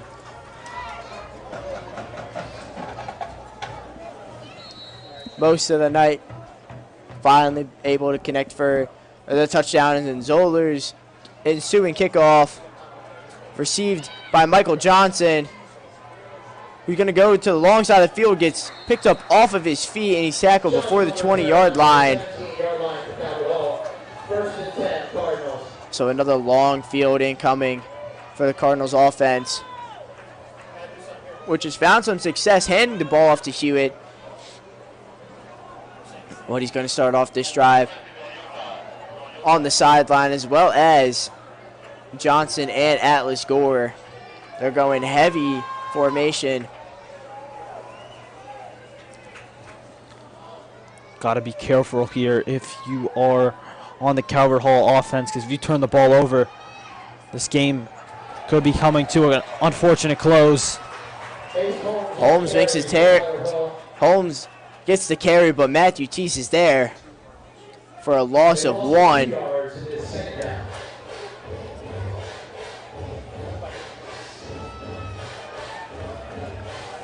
But this Eagles defense, they have the safety Griffin Vaughn. He's playing not more than 10 yards off the line of scrimmage, as well as safety Jansen Craig. I could call it a too high look, or I could just call it a too safety look, because they're not really that high off the line of scrimmage. This time, Noel's going to keep it, and he's going to have lots of running room. Oliver Noel making man miss. He's going to go down the field. He keeps going. He finally gets dragged down at the 31-yard line. Big run for Oliver Noel, and that's just the play the Cardinals needed. Cardinals looking to open up on the pass side. They shift everything with their play fake from the running back, and Oliver Noel has to beat one guy who's covering the edge. He gets caught off balance, and you know that's the speed that Noel obtains. scorches his way upfield. They have fullback Caden Coleman in right behind the big right tackle and Captain Ritter. They're going to hand it off to Holmes. They're going to go to the other side, and Holmes gets a good run. Finally dragged down by Jansen Craig. A gain of 6 yards, second down. So multiple positive plays in a row for the Cardinals. Hopefully this is just a little bit of momentum.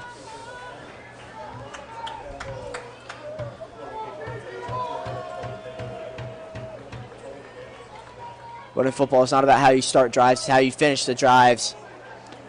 And in this game, you need touchdowns. You're not going to get the extra points. You're going to go for it. You got to get the touchdowns. Tie this game up at least. Give yourself plenty of time to get the ball back as well.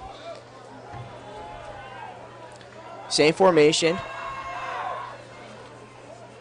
And this time they're going to get to Holmes again. And he finds a little crease. That's all he needs. Going to be another first down run for the Cardinals down at the 15. That's just powerful running. It's patience from Ace Holmes. I said that these defensive lines are going to get worn down eventually. Both sides have been handing it off a good bit, and right there, Holmes stays behind his line, and when he sees that crease, he takes off. Cardinals got first down and are in the red zone officially. So now they're back to what they started off their drive in the scoring drive in the second quarter with Hewitt in the backfield, Gord to the left of Noel, and Holmes now behind the right tackle. And they're going to give the ball off to Hewitt. He's going to flip the field, and it's possible. He's going to get to the outside, and Chris Hewitt's going to score! Touchdown, Cardinals! Chris Hewitt's second rushing touchdown of the game, and he's tied this one up, possibly. But he's tied it up. Once again, Hewitt, dynamic. There's no other word to describe him, really. He is explosive. He is dynamic, and he sees that he doesn't have it. We talk about that patience that a runner has, and no matter how many times. Kantorski's extra point is a double dorker, and it's good. Worrisome moment. I thought for a moment you had jinxed it there, but no. Cardinals have tied it up, and it's just for brilliance, speed from Chris Hewitt, getting outside, turning on the afterburners. This is the spark the Cardinals needed. Outscored by 14 points to none. In the second half, coming into that drive, they started pretty deep, 80-plus yards on that drive. That was an 83-yard drive, truly set up by the big run by Oliver Noel, just straight up the gut. So Kantorski's kickoff now, it's a squibber, and it's going to roll. It's going to be a good kickoff, and it's going to be down at the 5-yard line. Big mistake by Basilius Oshegbo.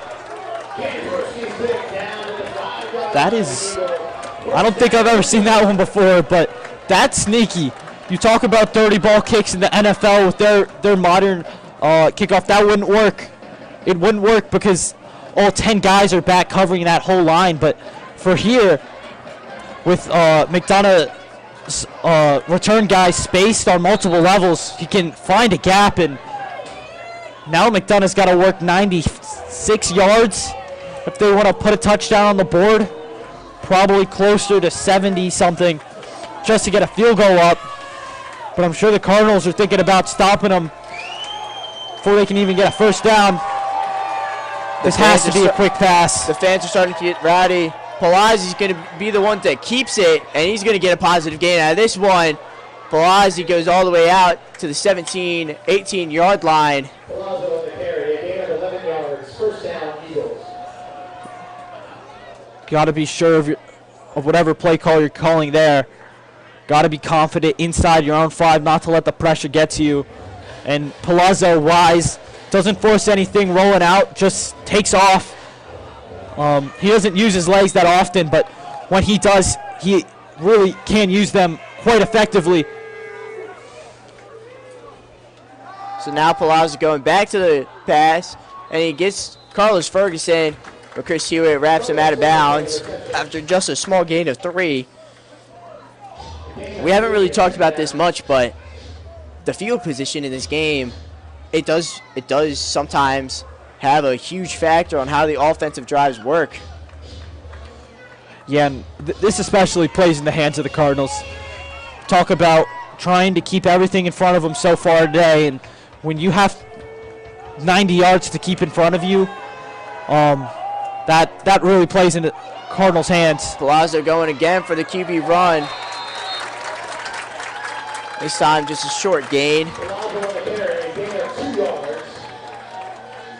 So it's going to be 3rd down from the Eagles.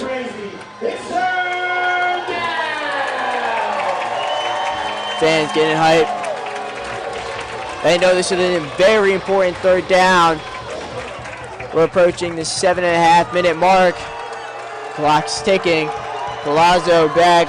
Motions Mason back into the backfield. Tries a hard count. I won't be surprised if they use a timeout here. It is loud.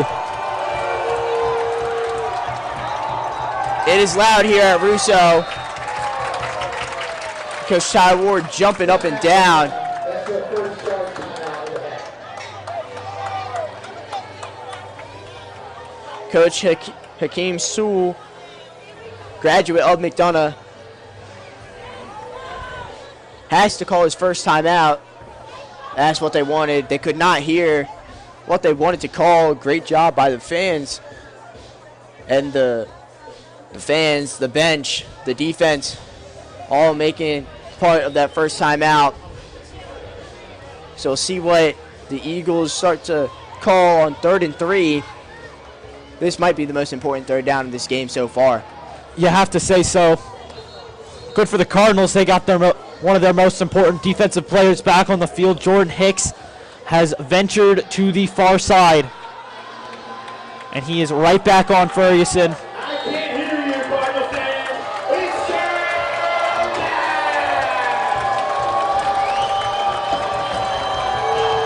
The rowdy Russo faithful coming alive here. 3rd down and 3. Palazzo takes a snap, looking to throw the whole way, but it's caught by C.J. Davis. Wrestled down by Hewitt, and it's going to be a 1st down and plenty more. Guts. That is pure guts from a senior quarterback who is extremely sure of himself. He threads that right in between the Calvert Hall defenders on multiple layers. Finds Davis, but big tackle. I believe he was tackled at the 50, so the chain guys got a little too ahead of themselves, put it at the 45.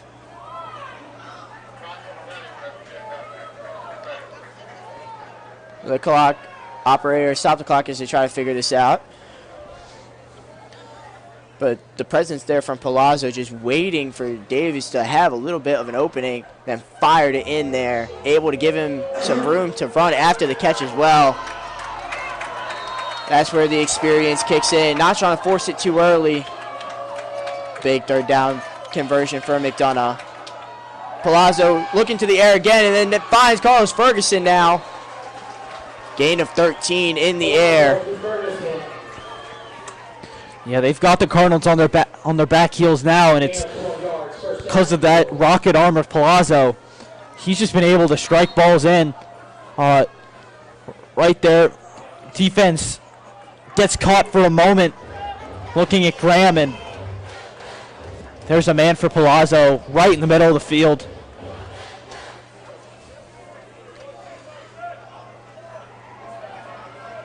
McDonough also trying to bleed some of this clock.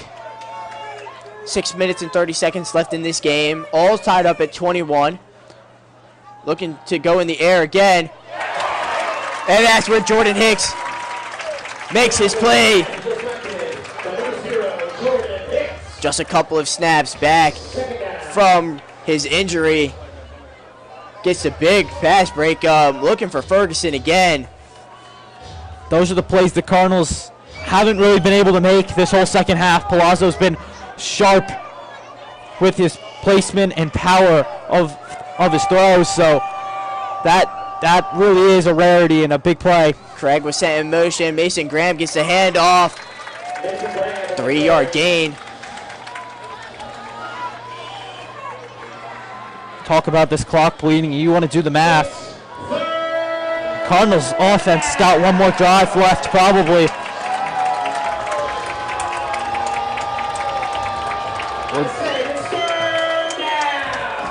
PA announcer trying to get everyone hyped for another big third down. It might be fourth down territory for the Eagles, but still, it's third and long, 3rd and 7. Just hit under 6 minutes.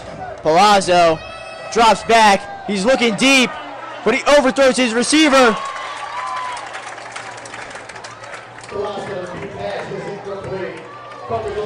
Number 24, Dylan Hardy for Calvert Hall fired up. Got the pressure there. Also lost his helmet in the process. Palazzo trying to take the deep ball. Doesn't want to risk anything too dangerous. You leave that long ball short. That's how interceptions happen. So puts it in front. But really, there was no separation between Ferguson and Hicks. It's starting to get loud here. 4th and 7. Palazzo drops back. Gets flushed out of the pocket. Looking downfield. It's blocked. Oh! Guess who? Jordan Hicks puts the seatbelt on Carlos Ferguson. Turnover on downs. Cardinals take over at the 35. Back-to-back plays. Your biggest player makes that big play. Also got to give credit to the men up front who flushed Palazzo out of the pocket, forced him into that decision, but at the end of the day, finished off by Hicks. Good work with his hands, and Cardinals in their control, 5.5 minutes. No reason to hurry at the moment. Put points on the board.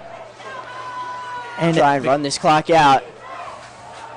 First carry goes to Atlas Gore, and he finally gets a good positive carry in this game. 11 yards for the first down to the 46.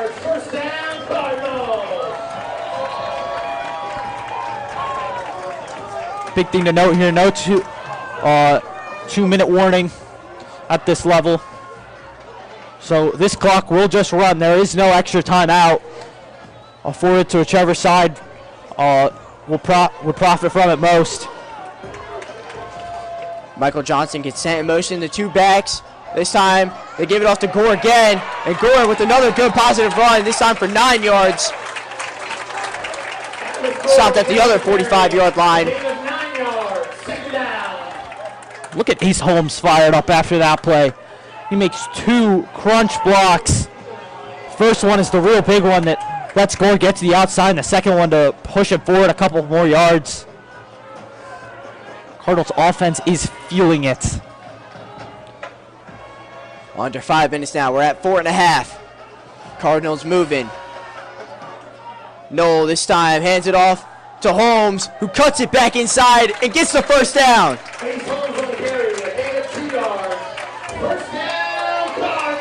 First downs are huge at this point in the game. Mcdana not worried about the time just yet. It's exactly what you're looking for in one of those outside zones. See it a lot out of the Atlanta Cardinals. Bijan Robinson, it's what they love to run out there. You stretch it outside, and once you stretched your offensive lineman, you're also stretching the defense. Allows your running back to cut up the field. Exactly what Ace Holmes does to convert for the first down, and Eagles calling timeout. Now McDonough calls their second timeout with 3 minutes and 57 seconds left, so just under 4 minutes left in this one. Cardinals with all the momentum after 2 great defensive plays from Jordan Hicks, who is just a sophomore as well, one of the younger guys on the defensive side, but he's making a name for himself. Coach Ty Ward's going to have a lot of fun coaching him for the next 2 years after this one. Yeah, I got to imagine this timeout is to try to slow down this Calvert Hall offense. All the momentum that they've acquired, picked up some from the defense. One of those basketball, volleyball-esque, just try to get your guys a break. slow down for a second and refocus, but this Cardinals offense continues to block like they have and continues to, these running backs continue to be patient and use their explosiveness like they have. Cardinals are in position to try to take this one home. This would be such a huge win for Coach Ward in his first year here. Mcdana always seems to be in the championship, but losing to Spalding. This would give Calvert Hall such a good boost for the rest of the season. And they're going to hand the ball off to Atlas Gore. He's going to get tackled. Another good tackle for loss from Matthew Tees. Tees has really just been Johnny on the spot for this team. Both sides of the ball, explosiveness on offense, tackles on defense, and prevents what could have been a decent gain if you let the running back to the outside there. And now it's 3 running backs in for the Cardinals.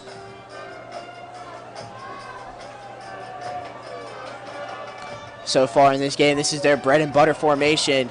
Holmes behind Ritter, Gore next to Knoll, and Hewitt right behind him. They hand it off to Hewitt, and he's just so slippery. Just makes it for 1 more yard. So it's going to be 3rd and 11, and the Cardinals really have to dial something up here to keep their momentum and keep the ball. To be honest, under 3 minutes now. I'm not exactly sure how Chris Hewitt was able to gain the yards he did, because as soon as he bust through that hole, 3 guys right in front of him. McDonough Eagles looking to make the tackle. He still shoves his way forward for a couple yards, and gotta imagine it's possibly 2-down territory if you can close it in here. So this is where you're going to talk this over in the timeout. If you get so and so many yards, this is the play you're calling on 4th down. And when you still have all 3 timeouts in this second half, I mean, that was going to be a timeout from the beginning. Coach Ward had no rush into getting his players on or off the field, and then he called it right at 1 second, and he draws it all the way down at 2 minutes and 26 seconds left in this game. If Calvert Hall can manage to get a first down in either 1 play or 2 plays and then get themselves in scoring position, the game is essentially over, with Mcdana having not many chances to stop the clock.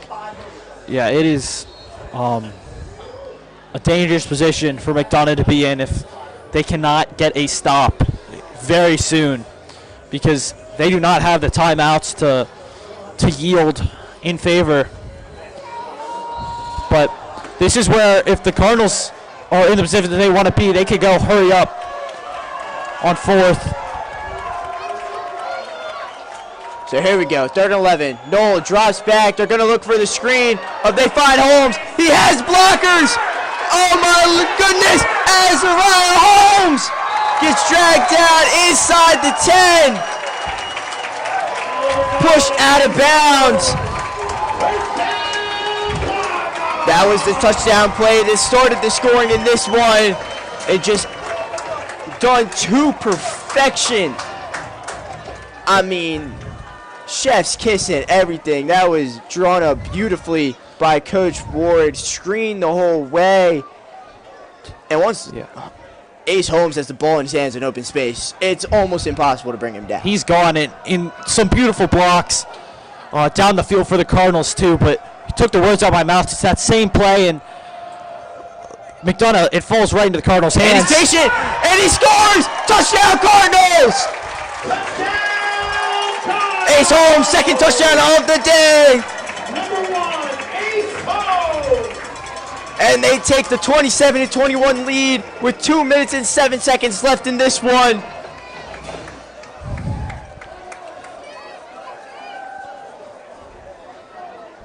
He was patient, he was waiting, found his blockers, and waltzed into the end zone for the 2nd time today. Petrino on for the extra point after Kantorski had the double doinker. Petrino's extra point is more pure. So the Cardinals take the 7-point lead Long snapper Deacon Riley is fired up coming off the field. We love to see that, but it's not over yet. Still 2 minutes and 7 seconds left. But if you're McDonough, here's my game plan. If I'm Coach Sewell, I'm staying away from 0. You have to. He's on fire right now. Yeah, you cannot let Jordan Hicks get involved. You have, you love Ferguson, but you have other guys to get the ball to. But for McDonough now, this is what you practice every day. This is that 2-minute drill.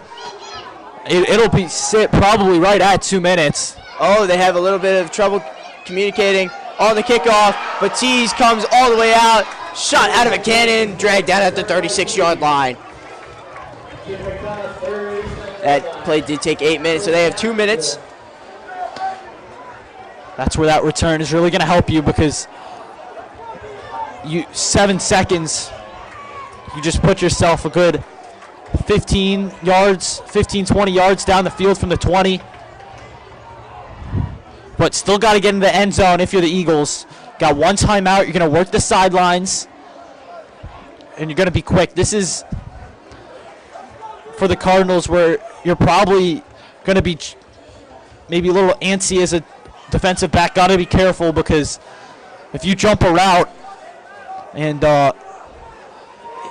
it's one of those fakes, one of those double moves, you are in trouble. Holmes and Knoll and Coleman trying to hype up the fans here. Palazzo sends Mason Graham in motion. Palazzo gets hit while he's thrown. Incomplete. Palazzo's just getting that ball away, not trying to take the sack. Quincy Barney and Cooper Averno there, providing pressure on Palazzo. This defensive line has really gone to work. Talked about Coach Ward saying this game has to be won in the trenches, and as of about 7 minutes left in this game, Cardinals have been winning that battle. Minute 53, 2nd and 10. Cardinals in their too high formation. They might move down. Palazzo drops back to pass again, and this time it's just incomplete. And no flags on the play. Great coverage by linebacker Sean Tucker. Yeah, Parker on the coverage there. Got a little bit handsy. Eagles players looking for some flags. I don't blame them for that.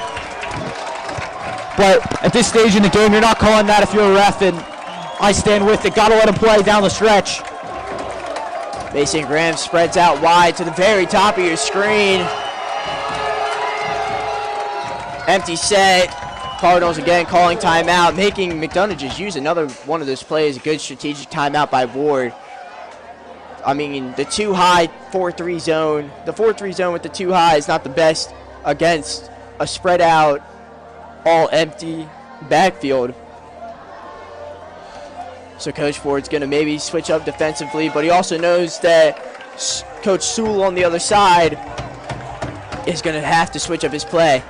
Still so much time left in this game. 108 seconds the Eagles got to work with here. You just got to be focused about getting this first down and one of the next two plays, and it might eat up significant time, but Cardinals are just kneeling on it if you don't. So big plays, get the first. That's the priority. So here we go.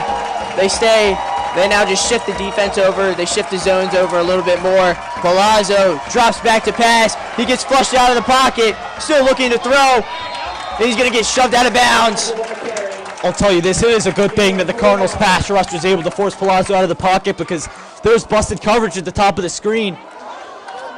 Top of the field, it was dangerous. Man comes over in motion, and nobody picks up number 6 on the Eagles, Mason Graham. That was dangerous, but nonetheless, fourth down. Gotta have it if you're the Eagles. You're right, Connor. It's 4th down and 6, a minute and 40. Palazzo looking to pass. It is caught. The ball came out. I think he was down. Yeah. Down by contact. Down, can it? Jansen Craig, his security blanket today. The one making the grab.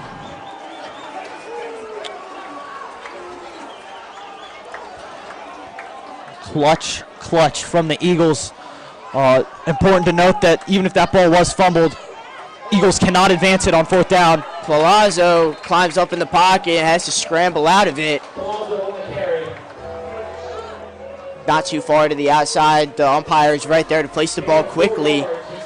McDonough moving fast, but this ball's not going to be snapped with over 70 seconds left. And it's snapped before he even wants it. And it's going to fumble. Ball comes out. McDonough is lucky. Number 51, Jack Harrison, the senior captain on the offensive line, was there and was aware.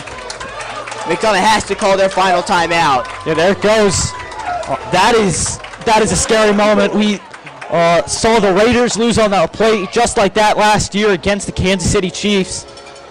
Quarterback wasn't ready. Luckily, the snap's extremely accurate. Right into the hands of Palazzo.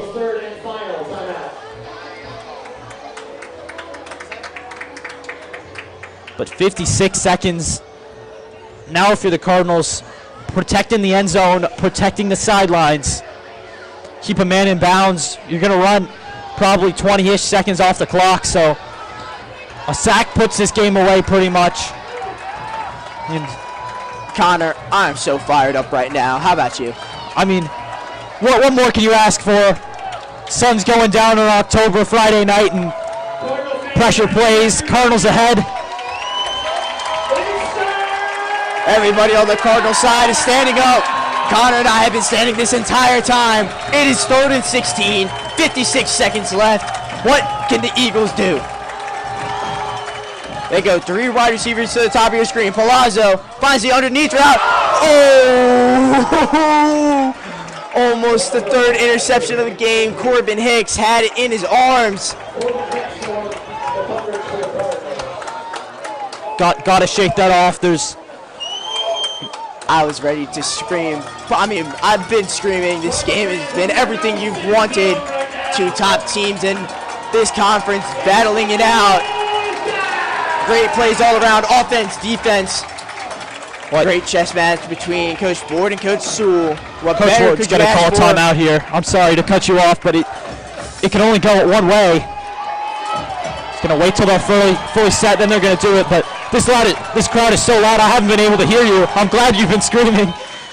There it is. Coach Ward calls the timeout. And that's their last timeout, and that's fine, because McDonough's already run out of timeouts. It is 4th and 16, 50 seconds left. The ball's on the McDonough 47, so they still have to get 53 yards into the end zone to even have a chance to tie this game. Worst possible scenario for the Cardinals, other than a touchdown on this play, is Eagles 1st down and getting out of bounds. Absolutely. You cannot let up the sideline, but you also can't let up 16 yards in one play, especially now. The defense has been so locked down. Hewitt and Hicks, Jordan Hicks and Corbin Hicks really have been great in coverage on the far side of the field. Michael Thompson's been doing well. Cardinal fans, let's get crazy. It's Well, this defensive line's going to come big here. They're going to rush forward. They're going to drop 7. No more tricks up the Cardinal sleeves. Palazzo drops back. He's running backwards. Still a chance. Still alive. He gets sacked! He gets sacked! Defensive Cordell Beck with the game-winning sack! Defensive line in the clutch, getting the job done. Oh, now the Cardinals getting a little frisky. Uh-oh, there's a little scuffle going on. It looks like one of the Eagles' defensive players just shoved down Oliver Knoll. What a tackle, though. Cordell Beck in the clutch. That is big.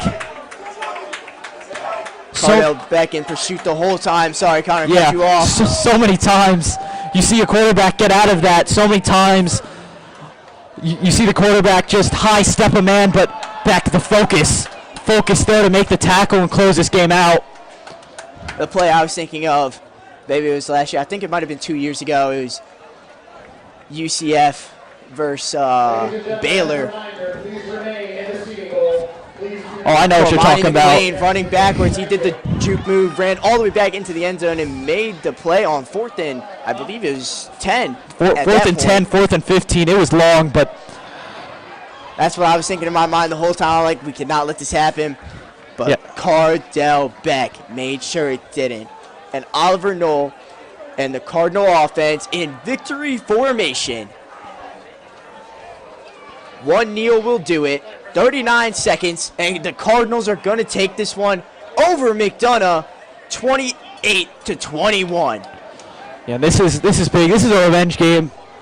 A team that embarrassed you at home last time out, fortunately a couple years ago, and took you down in the playoffs, knocked you out in elimination, but this time the story's changed.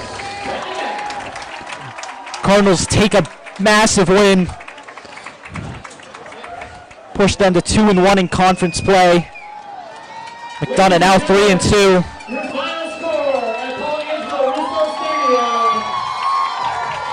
Connor, I don't know about you, but this game was the best possible choice for me to be at on a Friday night in fall. Absolute stellar game between these two teams. McDonough, a very good team. They're going to drop to 3-2 in conference, but Calvert Hall is going to jump up to 2-1. And with the game next week against St. Mary's, very winnable. It's also senior night next week.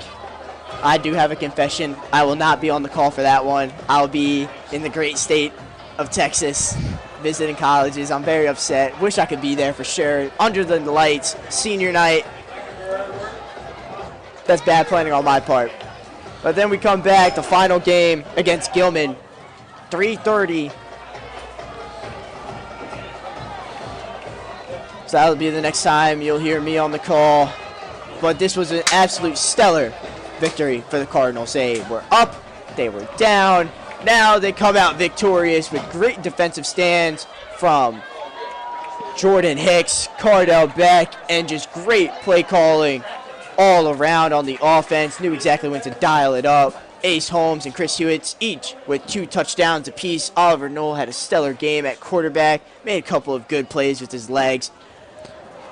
Big thing. My heart is still beating. Yeah, big thing for Knoll today. Protected the football.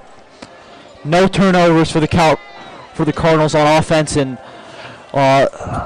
they can listen to the fight song with another win under their names, and a win how Coach Ward wanted them to do it. You said it would be in the trenches, and it was in the trenches at the end of that game. Offensive line, defensive line, finishing this game out, closing. Beautiful game of football for the Cardinals, and with one loss, hopefully the Cardinals will be hosting a playoff game here at Russo by the time playoff time comes. Next 2 games are extremely winnable. They just have to do their job. And I'm going to say, from my conversation, offense showed consistency. They opened it up. They started with the run. They spread it out with the pass. It all worked out like Coach Ward said. And that defense in the second half, they all did their 111th easily. One of the best defensive performances I've seen from Calvert Hall in a long time. They all did their 111th, and they had that one, and then they ended up closing them out with a big sack from Cardell Beck. That's probably going to do it from all of us here inside the booth at Paul Angelo Russo Stadium. Nick Lewis, great job on the camera. I was joined by Connor Jarrell. My name is Caleb Stein, folks, and I'll see you guys next time when Calvert Hall takes on Gilman.